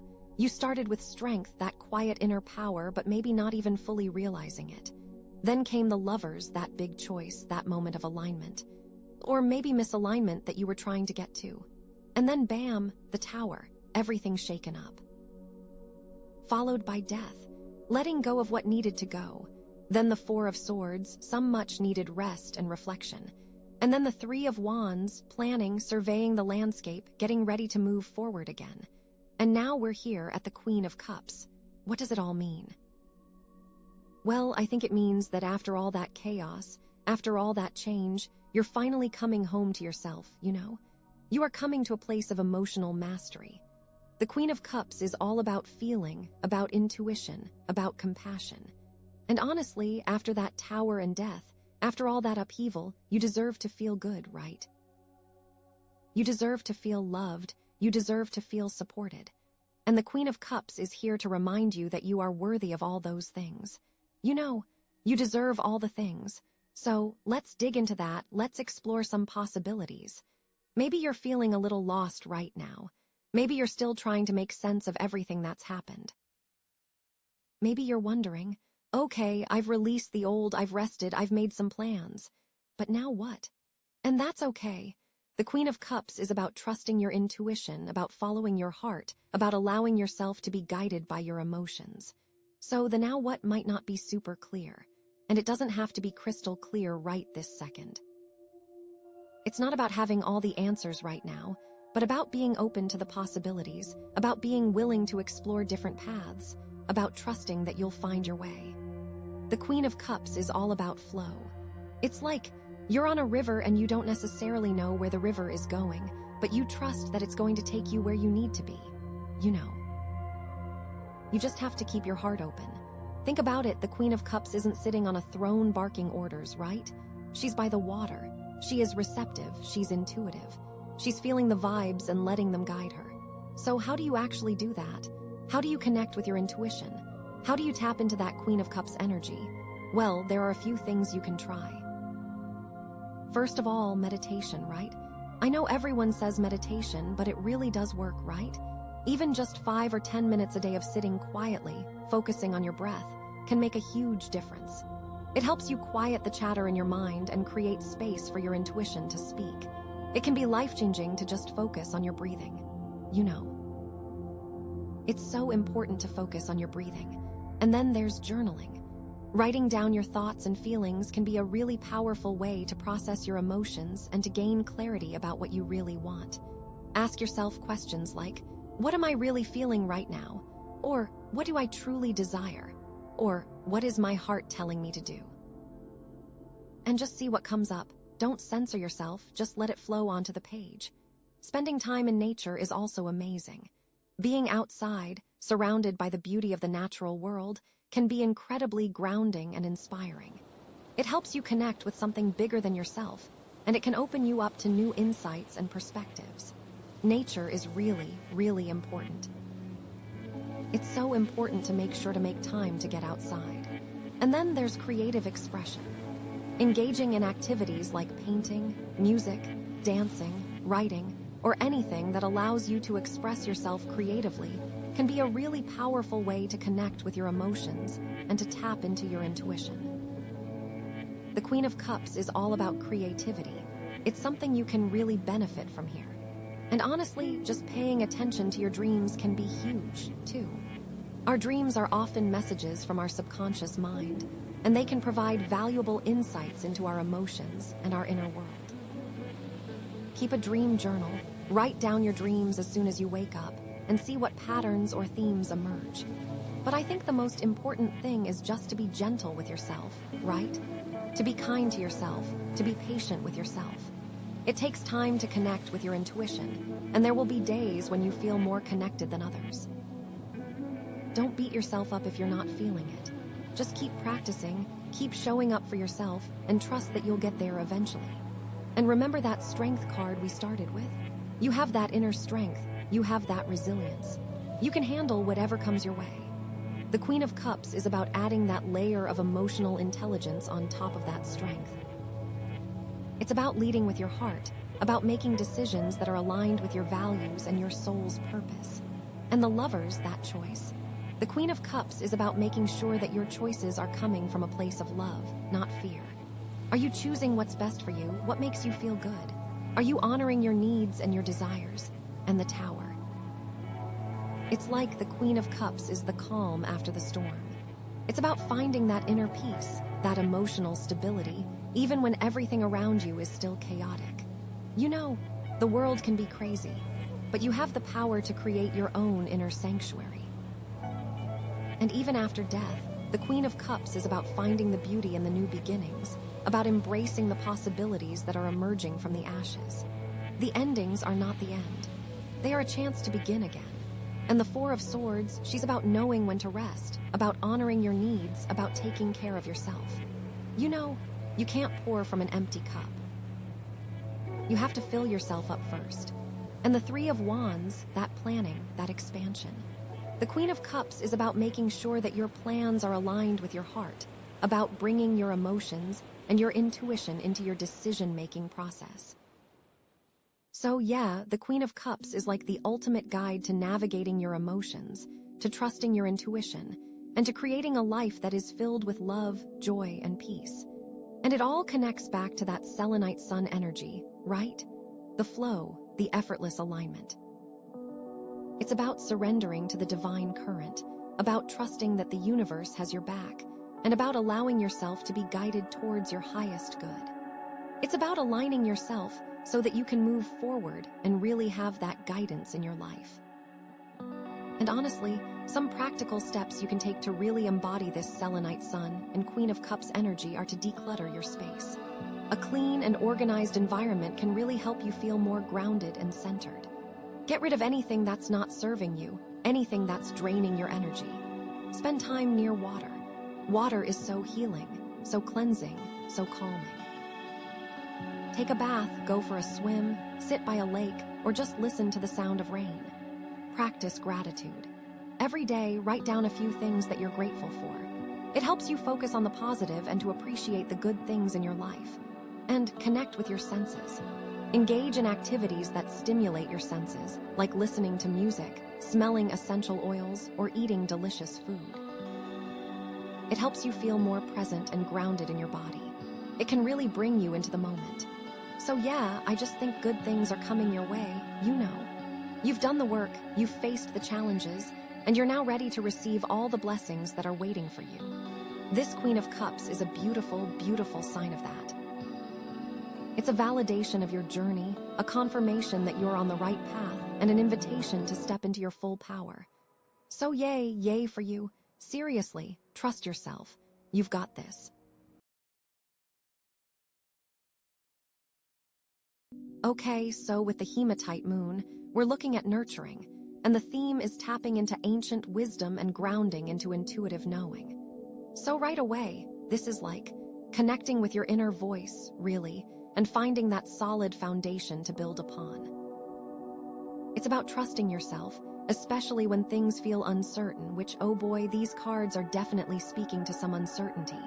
So the first card we have here is the Ten of Swords. Ouch. I know, right? It looks brutal, but honestly, I don't think it's as bad as it seems. I mean, yes, it signifies an ending, a painful one at that, but think of it as the final ending. Like whatever this situation is, it's done. Kaput. Finito. And sometimes, you know, that finality, even if it hurts, is what we need to move forward. You know what I mean? It's like ripping off a Band-Aid. It stings like crazy for a second, but then it's over, and you can finally start to heal. Maybe you've been holding on to something that's been draining you for way too long. A relationship, a job, a belief system, whatever. And the universe is like, okay, honey, enough is enough. This is the end of the line. And yeah, it might feel like you're being stabbed in the back metaphorically, but really it's the universe setting you free. It's a tough love kind of situation. And honestly, sometimes those are the best kinds, right? Because you wouldn't have chosen to let go on your own. You were too attached, too afraid, too whatever. But now, the choice has been made for you. And I know that can feel disempowering, but try to reframe it. See it as an opportunity. An opportunity to start fresh, to rebuild, to create something new and amazing. Because you are amazing, by the way. Don't you forget it. This card isn't about your worth. It's about a situation that no longer serves you. It's about clearing the path for something better to come into your life. And trust me, something better is coming. You just have to be open to receiving it. Think about a garden, right? If you want to plant new flowers, you have to clear out the old weeds first. And sometimes, those weeds have really deep roots, and it's painful to pull them out. But you have to do it if you want your garden to flourish. The Ten of Swords is like pulling out those weeds. It's tough, but necessary. And once you've cleared the space, you can plant whatever you want. You can create the most beautiful garden imaginable. So, what kind of garden do you want to create? What kind of flowers do you want to plant? This is your chance to design the life you've always dreamed of. Don't get stuck in the pain of the ending. Acknowledge it, feel it, but don't let it consume you. Because you are so much more than this one situation. You are strong, you are resilient, and you are capable of anything you set your mind to. And remember that nurturing energy of the Hematite moon. Be kind to yourself during this process. Treat yourself with compassion and understanding. You're going through a tough time, and it's okay to not be okay. Allow yourself to grieve, to cry, to scream into a pillow if you need to. But don't stay there. Don't let the darkness swallow you whole. Reach out to your support system, your friends, your family, your therapist, whoever makes you feel safe and loved. Lean on them for support. You don't have to go through this alone. And trust that the universe has your back. Even though it might not feel like it right now, everything is happening for a reason. There's a bigger plan at play, and you are exactly where you need to be. This ending is setting you up for something incredible. Just you wait and see. The finality of this card is a gift, really. It's closure. It's the permission slip you didn't know you needed to move on and create something even better. So embrace the ending, learn from it, and then let it go. Fly free, my friend. Fly free. Okay, so that was the Ten of Swords. Heavy, I know, but necessary. Now we move on to the Seven of Cups. And this card, oh man, this is like walking into a candy store after being on a diet for a month. So many choices, so many possibilities, but which one is right for you? It's overwhelming, right? This card is all about illusions, fantasies, and choices. You're seeing all these different options, but you're not quite sure which one to pick. And honestly, some of them might not even be real. They might just be smoke and mirrors, pretty on the surface but empty inside. Maybe after that ending with the Ten of Swords, you're feeling a little lost. You're not quite sure what to do next. And suddenly, all these opportunities are popping up left and right. A new job offer, a potential relationship, a chance to travel the world. It's exciting, but also terrifying. How do you know which one to choose? How do you know which one is the right path for you? This is where that ancient wisdom comes in. Remember our theme? Grounding into intuitive knowing. This is where you need to tap into that inner voice and trust your gut. Because your intuition knows the way. It always does. But the thing is, it can be hard to hear your intuition when you're surrounded by all this noise and distraction. All these shiny objects vying for your attention. So, how do you cut through the clutter and get clear on what you truly want? Well, first of all, take a deep breath. Seriously. Inhale, exhale, center yourself. And then start asking yourself some questions. What truly excites you? What aligns with your values? What feels authentic to you? Don't worry about what other people think. Don't worry about what you should be doing. Focus on what you want, what makes your heart sing, and be honest with yourself. Don't let your ego get in the way. Don't choose something just because it looks good on paper or because it's what everyone else is doing. Choose something that truly resonates with your soul. And if you're not sure, that's okay too. You don't have to make a decision right away. Take your time, explore your options, do your research, talk to people you trust. But ultimately, the decision is yours and yours alone. Trust yourself to make the right choice. You've got this. One of the biggest dangers with the Seven of Cups is getting caught up in fantasies, daydreaming about what could be instead of focusing on what is.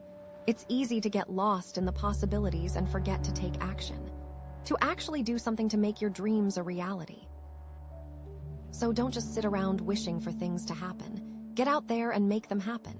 Take baby steps if you need to, but keep moving forward. Keep putting one foot in front of the other, and don't be afraid to fail. Failure is just a learning opportunity. It's a chance to grow and become stronger. And remember that nurturing energy of the Hematite moon.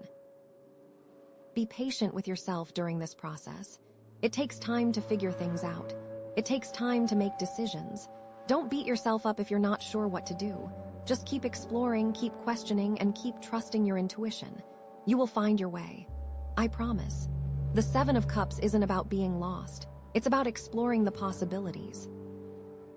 It's about discovering what truly matters to you. And once you know what you want, you can go after it with all your heart. So embrace the uncertainty, embrace the choices, and embrace the journey. It's going to be an adventure. Okay, we're almost there. We've got the Ten of Swords, the Seven of Cups, and now, finally, we have Temperance. Ah, this is such a beautiful card. It's like a breath of fresh air after all that intensity. Temperance is all about balance, harmony, and healing. It's about finding that middle ground, that sweet spot where everything just feels right. After the ending of the Ten of Swords and the confusion of the Seven of Cups, this card is a welcome reminder that things will get better. You will find your way back to equilibrium. You will heal. This card is about integrating all the different aspects of yourself, the light and the dark, the masculine and the feminine, the conscious and the unconscious. It's about finding wholeness within yourself. And that's not always easy. It requires self-awareness, self-compassion, and a willingness to look at your shadow side, to acknowledge your flaws and imperfections, but it's so worth it. Because when you can accept yourself fully, warts and all, you become so much more powerful. You become unstoppable. Temperance is also about patience. It's about trusting the process and knowing that things will unfold in their own time. You can't rush healing. You can't force balance. You have to allow things to flow naturally. And that can be frustrating, especially when you're used to being in control. But sometimes, the best thing you can do is surrender. To let go of your expectations and allow the universe to guide you. Trust that everything is happening for your highest good, even if you can't see it right now. And remember that ancient wisdom we've been talking about. This is where it really comes into play. Temperance is about tapping into that inner knowing and using it to navigate your life. It's about listening to your intuition and trusting that it will lead you in the right direction. It's about finding your own personal truth and living in alignment with it. And that might mean making some tough choices. It might mean letting go of things that no longer serve you. But it's always worth it in the end. Because when you're living in alignment with your truth, you feel so much more authentic, so much more alive. This card also suggests that you might need to find a mentor or a guide. Someone who can help you on your healing journey. Someone who can offer you wisdom and support. This could be a therapist, a coach, a spiritual teacher, or even just a wise friend. The key is to find someone who resonates with you, someone who you trust, and someone who can help you see things from a different perspective. Don't be afraid to ask for help. We all need it sometimes. And there's no shame in admitting that you don't have all the answers. And of course, we can't forget about that nurturing energy of the Hematite moon. Be gentle with yourself during this process. Healing takes time. It's not a linear journey. There will be ups and downs, setbacks and breakthroughs. But just keep going. Keep showing up for yourself. Keep practicing self-care. And keep trusting that you are on the right path. You are strong, you are resilient, and you are capable of anything you set your mind to. You've got this. Temperance is a reminder that you have the power to create balance and harmony in your life. You have the power to heal. You have the power to transform. So embrace the journey, trust the process, and know that you are loved and supported every step of the way. You are amazing. Don't you ever forget it. Okay, wow, so, after that beautiful Temperance card, bringing in all that balance and healing, now we've got the Five of Wands. This is interesting, because it's like, we're going from this place of perfect harmony right into a brawl. It looks like a bit of a brawl, doesn't it? Everyone's waving their wands around. There's definitely some clashing energy here. So, like, right off the bat, this card screams conflict, competition, disagreements. It's not necessarily like a bad card, but it definitely signals some friction. So remember how we were talking about tapping into ancient wisdom and grounding into intuitive knowing? Well, this is where it gets tested, right? Because it's easy to stay grounded when everything's smooth sailing, when you've got that temperance energy flowing. But what happens when you're suddenly thrown into a chaotic situation like this? This card is kinda asking you, can you still access that inner wisdom? Can you still stay grounded, even when everyone around you is, like, fighting for their voice to be heard? And I think the first question to ask yourself is, where is this conflict coming from? Is it internal or external? Because sometimes the biggest battles we face are the ones we have with ourselves, right? Maybe it's a conflict between your head and your heart, or between your different desires and ambitions. You know, like maybe after seeing all those possibilities with the Seven of Cups, you're now feeling pulled in a million different directions. And all those voices in your head are like, do this. No, do that. This is the right way. No, this is the right way. And it just creates this inner turmoil, this feeling of being completely scattered and unable to focus. Or, you know, it could be an external conflict. Maybe you're dealing with difficult people at work or in your personal life. People who are constantly challenging you, disagreeing with you, or even trying to undermine you. And it's exhausting, right? It can feel like you're constantly having to defend yourself, to fight for your ideas, to prove your worth. But here's the thing. The Five of Wands isn't necessarily about winning the fight. It's about the process of engaging in the conflict. It's about learning how to navigate disagreements, how to stand your ground, how to assert your voice without resorting to aggression or manipulation. And remember that nurturing energy of the Hematite moon. This is where it becomes so important. Because when you're in the middle of a conflict, it's so easy to get caught up in the drama, to get defensive, to start lashing out. But the Hematite moon is reminding you to be gentle with yourself, to nurture your own emotional well-being, to take a step back and ask yourself, what do I need right now? How can I support myself through this challenging situation? Maybe you need to set some boundaries, to say no to things that are draining you, to create some space for yourself to recharge. Or maybe you need to reach out to your support system, to talk to someone you trust about what you're going through, to get some perspective and guidance. And you know, it's like, what if this card isn't necessarily a negative thing? What if it's an opportunity for growth? What if this conflict is actually pushing you to become stronger, more resilient, and more confident? Think about it. Iron sharpens iron, right? Sometimes we need to be challenged in order to grow. Sometimes we need to face adversity in order to discover our true potential. Maybe this Five of Wands is showing you that you're capable of more than you think you are, that you have the strength and the skills to overcome any obstacle. And what if this competition, this apparent brawl, is actually a healthy thing? What if it's pushing you to be your best self? Think about athletes, right? They compete against each other, they push each other to their limits, and in the end, they all become better athletes because of it. Maybe this card is showing you that you're in a similar situation, that you're surrounded by people who are challenging you to grow and improve. And even though it might be uncomfortable at times, it's ultimately making you a stronger person. But like, the key is to stay grounded, to not get caught up in the ego, to not let the competition consume you, to remember that the goal isn't to win at all costs, but to learn and grow and become the best version of yourself. So, how do you do that? How do you stay grounded in the midst of all this chaos? Well, go back to that ancient wisdom. Tap into your intuition. Listen to your inner voice.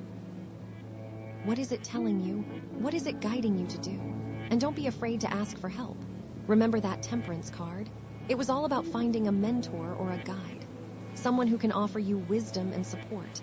Maybe now is the time to reach out to that person, to ask for their advice on how to navigate this conflict. And you know, it's important to remember that everyone in this situation is probably feeling just as confused and frustrated as you are. They're all trying to assert their voice, to get their needs met, to feel heard and understood.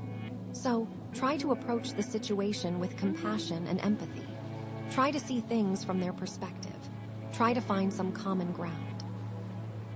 Maybe there's a way to turn this conflict into a collaboration. Maybe there's a way to find a win-win solution that benefits everyone involved. It might not be easy, but it's worth a try. And ultimately, this card is about finding your own voice. It's about learning how to express yourself authentically and confidently, even when you're surrounded by people who disagree with you. It's about standing up for what you believe in without resorting to aggression or defensiveness. So what message is your higher self sending you through this Five of Wands? I think it's this. You are strong. You are capable. You have the power to navigate any conflict with grace and wisdom. Trust yourself. Trust your intuition.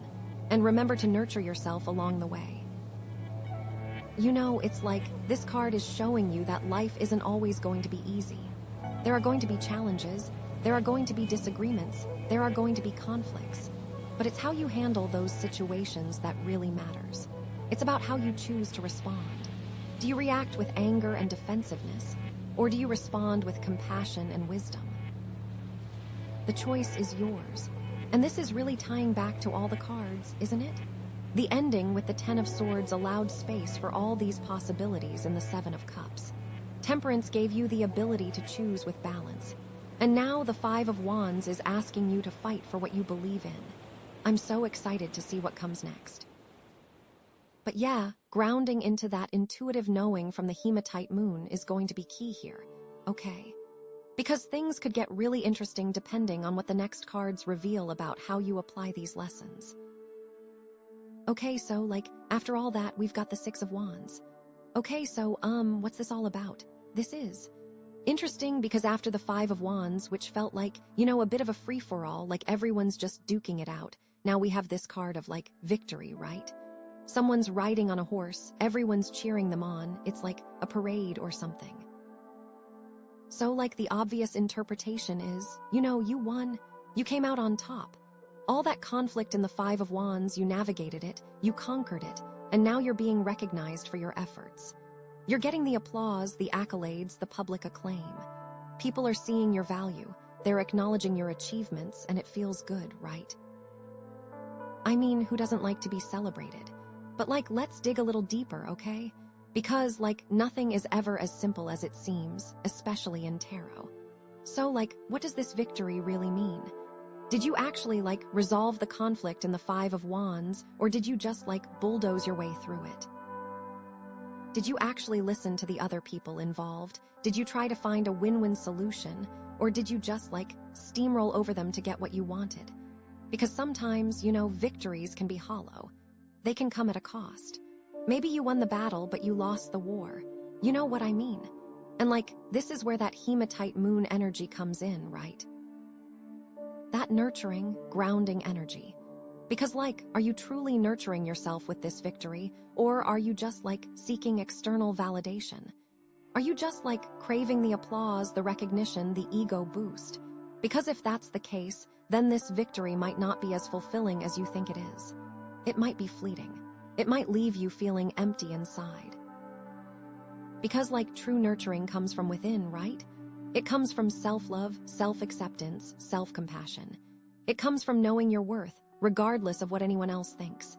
So, are you celebrating yourself because you truly believe you deserve it? Or are you just, seeking approval from others?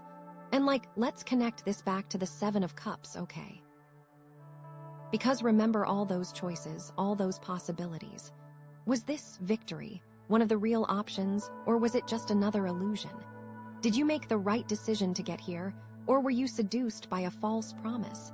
Because, sometimes we chase after things that look good on the surface, but ultimately leave us feeling unfulfilled.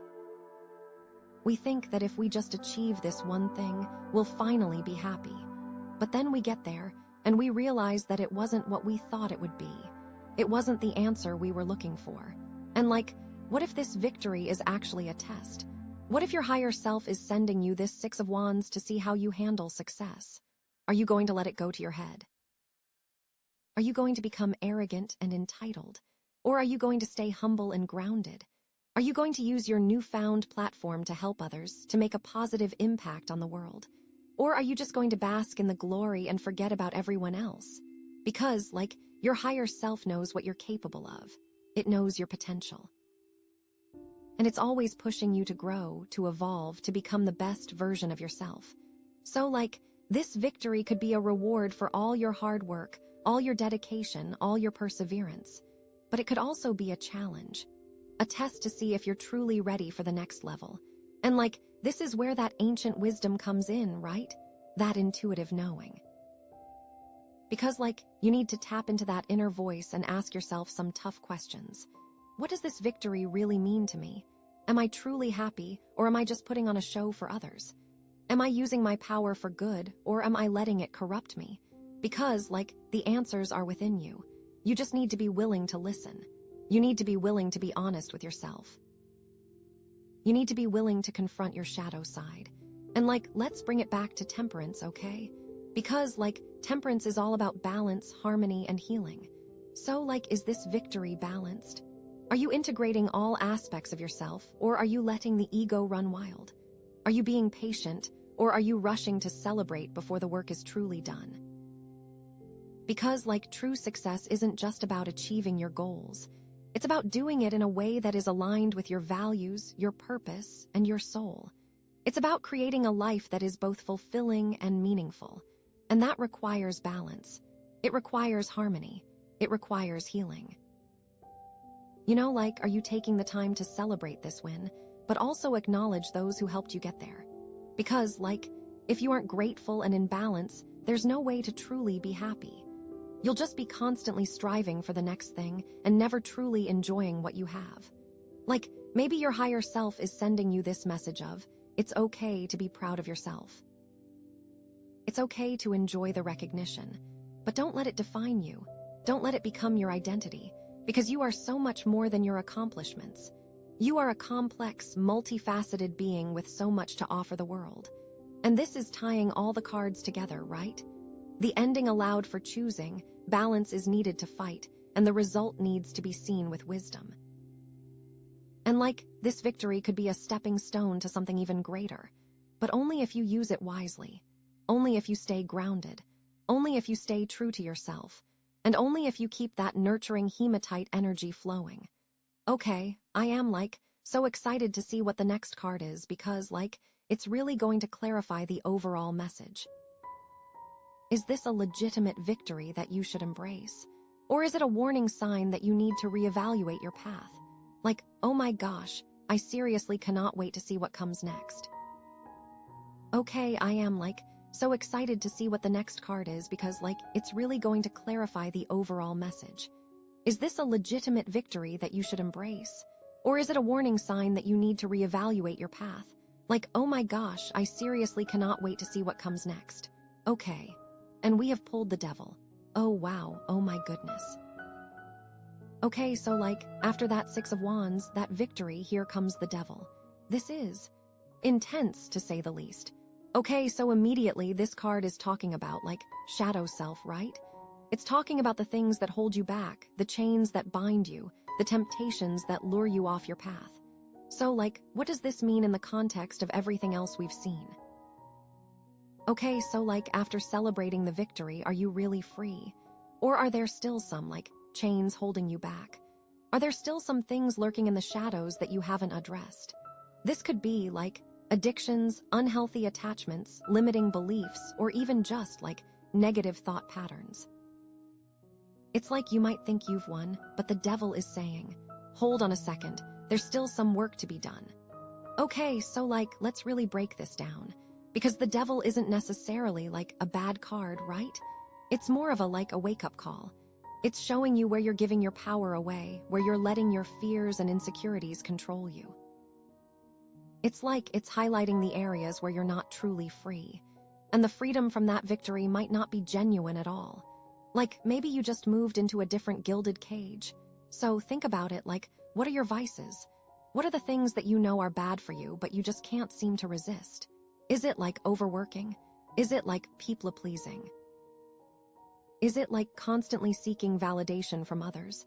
Is it just that nagging self-doubt? Whatever it is, the devil is shining a spotlight on it. And the key here is to not judge yourself, okay? Because we all have our demons. We all have our shadow sides. It's part of being human. But the important thing is to acknowledge them, to understand them, and to learn how to manage them. You can learn to break free of them. You can sever the chains. So go back to that nurturing hematite moon energy, right? Be gentle with yourself. Show yourself compassion. Don't beat yourself up for your imperfections. Just recognize them and commit to working on them. And this really ties into temperance, doesn't it? It's like you need to find balance between your light and your dark sides. You need to integrate all aspects of yourself in order to achieve true wholeness. And part of that is acknowledging your shadow self, accepting it, and learning from it. And it's like, this could also be about, power dynamics, right? Are you in a situation where someone is trying to control you, to manipulate you, to take advantage of you?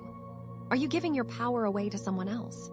Because the devil can also represent, unhealthy relationships, codependency, and even abuse.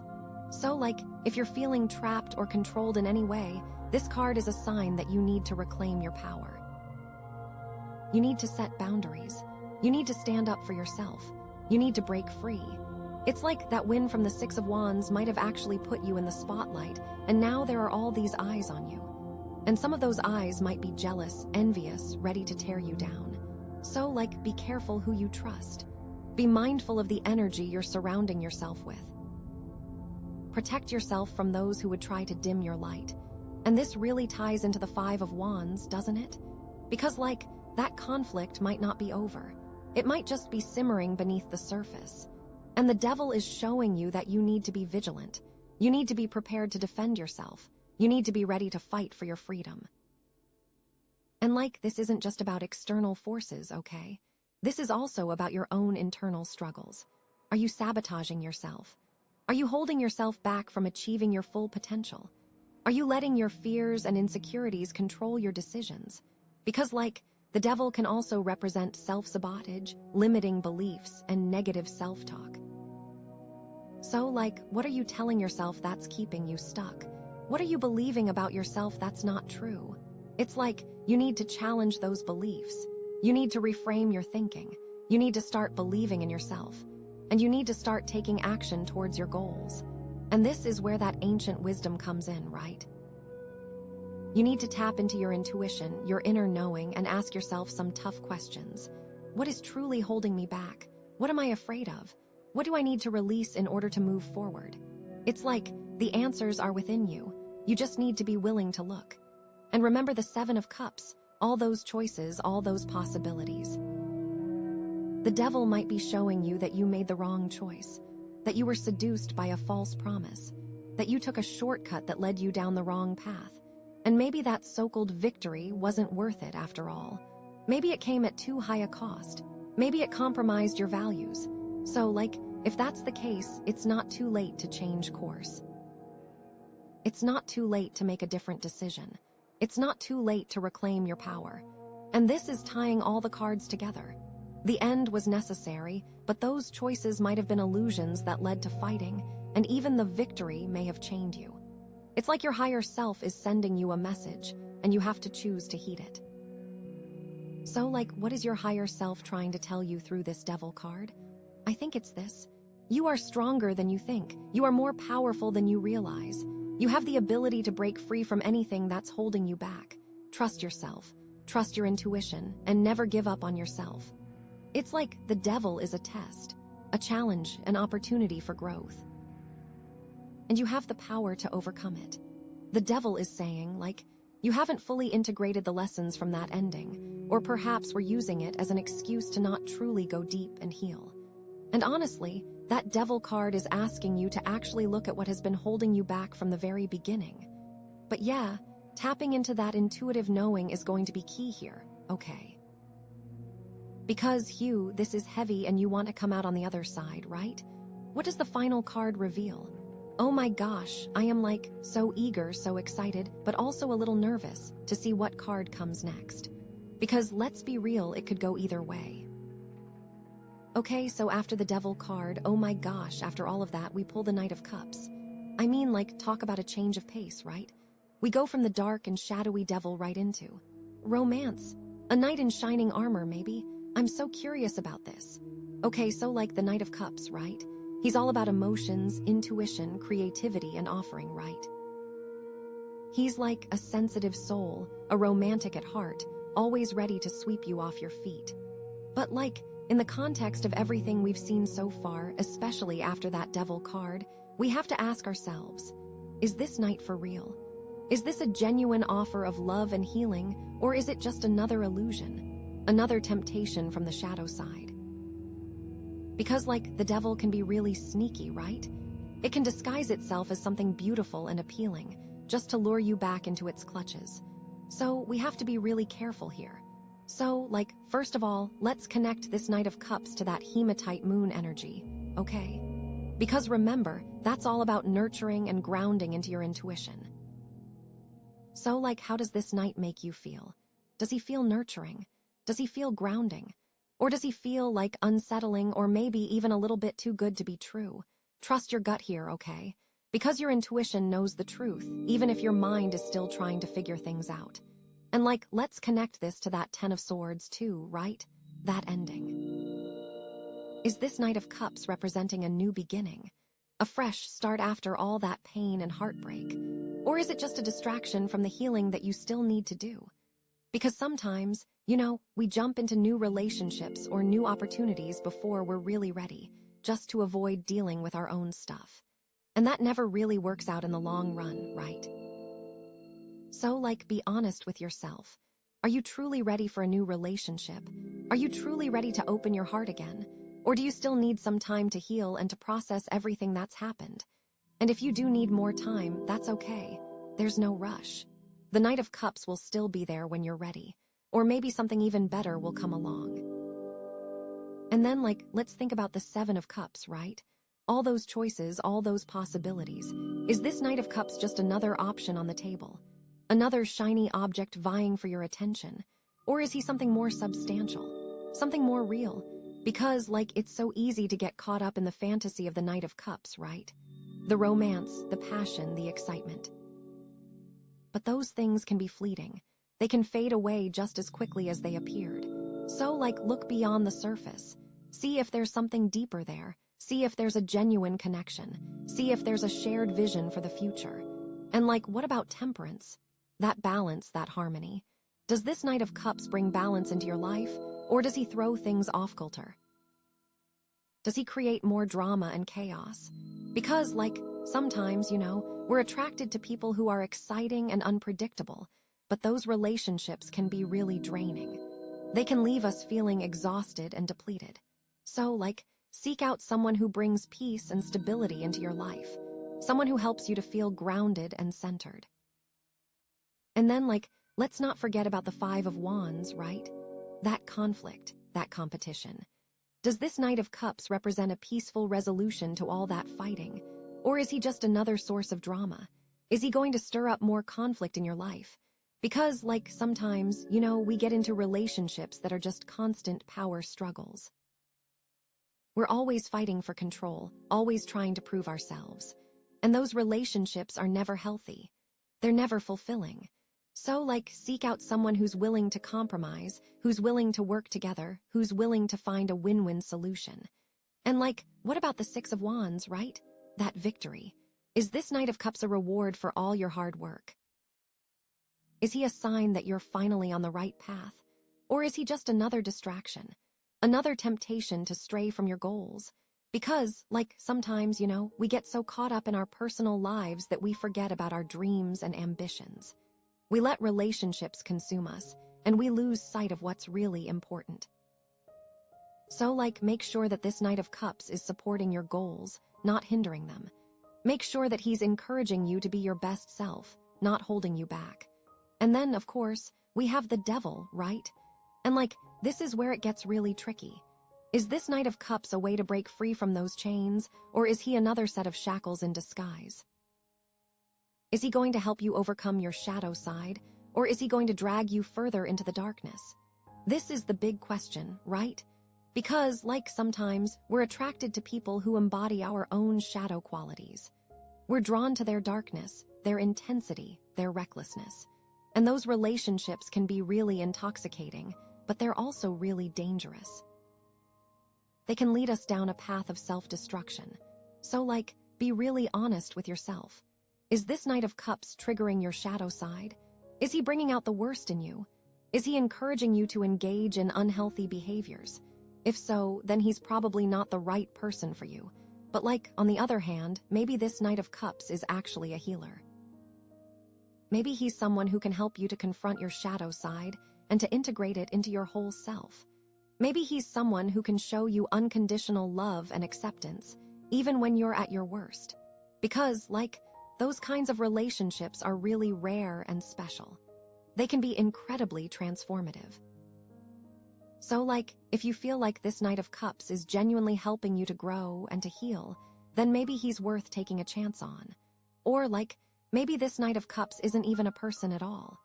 Maybe he's a symbol of your own inner artist, your own inner healer. Maybe he's calling you to embrace your creativity, to express your emotions, to connect with your intuition. Maybe he's telling you to follow your heart, to pursue your passions, to create something beautiful in the world. Because, the Knight of Cups is all about emotions and creativity, right? So maybe this is a time to focus on your own artistic pursuits. To paint, to write, to sing, to dance, to do whatever makes your soul feel alive. Maybe this is a time to connect with your emotions, to feel them fully, to process them in a healthy way. Maybe this is a time to trust your intuition, to listen to your inner voice, to follow your gut instincts. Ultimately, the Knight of Cups is a reminder that you have the power to create your own reality. You have the power to choose your own path. You have the power to heal yourself. You just need to trust yourself and to follow your heart. The Knight of Cups is bringing passion, so consider where it's aimed. And with the moon, that's definitely tied to intuition. So, what message is your higher self sending you through this Knight of Cups? I think it's something like this. Be open to love, but be discerning. Trust your intuition, but be realistic. Embrace your creativity, but stay grounded. You are strong, you are capable, and you deserve to be happy. Just don't fall for the illusions. This Knight represents intuition, love, healing, and creativity, and the moon is asking you to utilize it. So whatever this represents, your intuition is your biggest tool. Okay, wow, so that's the Knight of Cups, right? Hugh. I really feel like this Knight of Cups could go either way, depending on how you choose to interpret it and how you choose to act on it. It could be a beautiful blessing, or it could be a dangerous trap. So you have to proceed with caution and trust your intuition every step of the way. But I'm so excited to see what comes next, because the next card is really going to clarify the overall message, right? Is this Knight of Cups a genuine offer, or is it just another illusion? Oh my gosh, I am seriously on the edge of my seat here. Okay, so where do we even begin, right? Because, Hugh, that was a journey. We started with the Ten of Swords, the ultimate ending, something just completely falling apart. Then, suddenly, bam, the Seven of Cups, all these choices, all these possibilities, but which way to go? Then Temperance, finding that balance, that harmony, trying to figure out how to navigate it all. And then the Five of Wands, the fight, the struggle, the competition. And then the Six of Wands, maybe a victory, but was it real? Then the Devil, the chains, the shadows, the things holding you back. And then the Knight of Cups offering something, but what is it? A real gift or just another illusion? And now, finally, we have the Hierophant. Okay, so the Hierophant is all about tradition, institutions, belief systems, and seeking guidance from established sources, right? He's the Pope or the Guru or the headmaster, someone who embodies the established rules and wisdom of society. He's the one who teaches you the right way to do things, the conventional way, the way it's always been done. So what does this mean for you after everything you've been through? Well, on the one hand, the Hierophant could be telling you to seek guidance, to find a mentor, a teacher, someone who can help you to navigate all this chaos and confusion. Someone who can offer you a framework, a structure, a set of beliefs to help you make sense of the world. Because after that Ten of Swords ending, maybe you're feeling lost and adrift, you don't know what to believe anymore. And the Hierophant could be saying, it's okay to seek guidance. It's okay to lean on tradition. It's okay to find comfort in the familiar. But on the other hand, the Hierophant could also be a warning. A warning against blindly following tradition, against accepting everything you're told without questioning it. Because sometimes, traditions can be outdated, oppressive, and even harmful. Sometimes the right way isn't the right way for you. So the Hierophant could be saying, don't just blindly follow the rules. Think for yourself. Question everything. And forge your own path. It's the key is to find a balance, right? To respect tradition, but not to be bound by it. To seek guidance, but not to surrender your own power. To find comfort in the familiar, but not to be afraid to break free and create something new. That's the tough part. And think about that 10 of Swords, that ending. Maybe that ending was the destruction of an old belief system, an old tradition that just wasn't working for you anymore. And the Hierophant is asking you, what are you going to replace it with? Are you going to cling to the old ways, even though they hurt you? Or are you going to create something new, something that aligns with your own values and your own truth? So, that ending freed you, in a way, from having to do things the way other people thought you should. And then the 7 of Cups, right? All those choices. The Hierophant is asking you to choose wisely. To not just chase after the shiny objects, the fleeting pleasures, but to choose something that has substance, something that has meaning, something that is aligned with your higher purpose. What values are guiding your choices here? What are you really trying to create? Maybe some of those cups represent different traditions or belief systems. And the Hierophant is saying, choose the one that resonates with you. Choose the one that feels authentic. Choose the one that helps you to grow and to evolve. But don't just choose blindly. Do your research, ask questions, and make sure it's the right choice for you. And then temperance, that balance, that harmony. The Hierophant is reminding you to find balance within tradition. To not become too rigid, too dogmatic, too judgmental. To remember that everyone is on their own path and everyone has their own truth. To be tolerant, compassionate, and understanding. This balance also means finding the traditions that truly serve you and letting go of the ones that don't. And then the 5 of Wands, that conflict, that competition. The Hierophant is asking you, are you fighting for tradition or against it? Are you upholding the established order or are you challenging it? Are you fighting for what you believe in or are you just fighting to be right? Maybe you're in a situation where you're surrounded by people who have very different beliefs than you do. And the Hierophant is saying, it's okay to disagree. It's okay to have different opinions, but try to find some common ground. Try to understand each other, and try to find a way to work together, even if you don't see eye to eye. The Hierophant also represents learning from others and sharing your own knowledge, so consider what teachings this conflict is presenting. And then the 6 of Wands, that victory. Was that victory within the traditional system, or was it outside of it? Did you achieve success by following the rules or by breaking them? Did you gain recognition by conforming to expectations or by defying them? Because the Hierophant is all about the established way of doing things, so maybe that victory felt hollow if it wasn't authentic to you. So maybe you're being celebrated for something that doesn't really align with your values, that maybe you're being praised for playing the game, even though you don't believe in the game itself. So what does true victory really look like? And then the Devil, the chains, the shadows.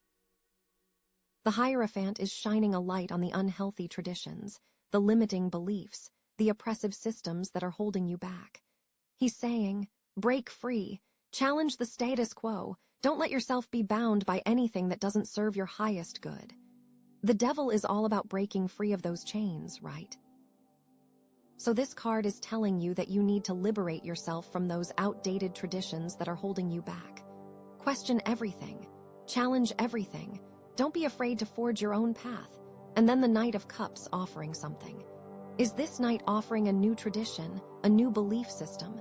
Is he offering a way to reconcile the old with the new? Is he offering a path that is both grounded in tradition and open to innovation? This could be an offer of mentorship, or a path to becoming a mentor yourself. Or is he just another illusion, another temptation to stray from your own path? Is he offering a false sense of security, a false sense of belonging? Because sometimes we're drawn to people who seem to have all the answers, who seem to know the right way to do things. But those people can be dangerous, especially if they're trying to control you or manipulate you. And remember that Hematite moon energy, that nurturing, grounding energy. Because, ultimately, the most important thing is to trust yourself. To listen to your own intuition, to follow your own heart, to nurture your own soul. Because, you have all the answers within you. You don't need someone else to tell you what to believe or how to live your life. You are your own guru. So, what is your higher self trying to tell you through this combination of cards? I think it's something like this. Respect tradition, but don't be bound by it. Seek guidance, but trust yourself. Find comfort in the familiar, but don't be afraid to break free. Question everything, challenge everything, and forge your own path. You have the power to create your own reality. You have the power to heal yourself. You just need to trust yourself and to follow your heart. And it all comes back to that Hematite moon, doesn't it? Nurturing yourself, grounding into your intuitive knowing. Because, that's the key to navigating all this. That's the key to finding your own truth. That's the key to living a life that is both meaningful and fulfilling. So, here are some actionable steps you can take. First, identify the traditions and belief systems that are most important to you. Which ones do you truly resonate with? Which ones feel authentic? Second, identify the traditions and belief systems that are holding you back. Which ones feel oppressive? Which ones feel outdated? Third, challenge those limiting beliefs. Question them. Research them. Talk to people who have different perspectives. Fourth, find a mentor or a guide who can help you to navigate all this. Someone who is wise, compassionate, and understanding. Fifth, connect with your intuition. Spend time in nature. Meditate. Journal. Do whatever helps you to quiet your mind and listen to your inner voice. Sixth, express your creativity. Paint, write, sing, dance, do whatever makes your soul feel alive. Seventh, trust yourself. Believe in yourself. Know that you are capable of anything you set your mind to. Eighth, remember that ending and celebrate that new freedom. Ninth, don't let the choices overwhelm you. Take your time to choose what truly aligns. 10th, continue seeking balance even when you are pulled in so many directions. And most importantly, be kind to yourself, okay? Because this is a journey, not a destination. There will be ups and downs, twists and turns, but just keep going, keep growing, and keep trusting yourself. You are strong, you are capable, and you are worthy of love, happiness, and success. So go out there and create the life you've always dreamed of. I'm so excited for you. You've got this. This is your time.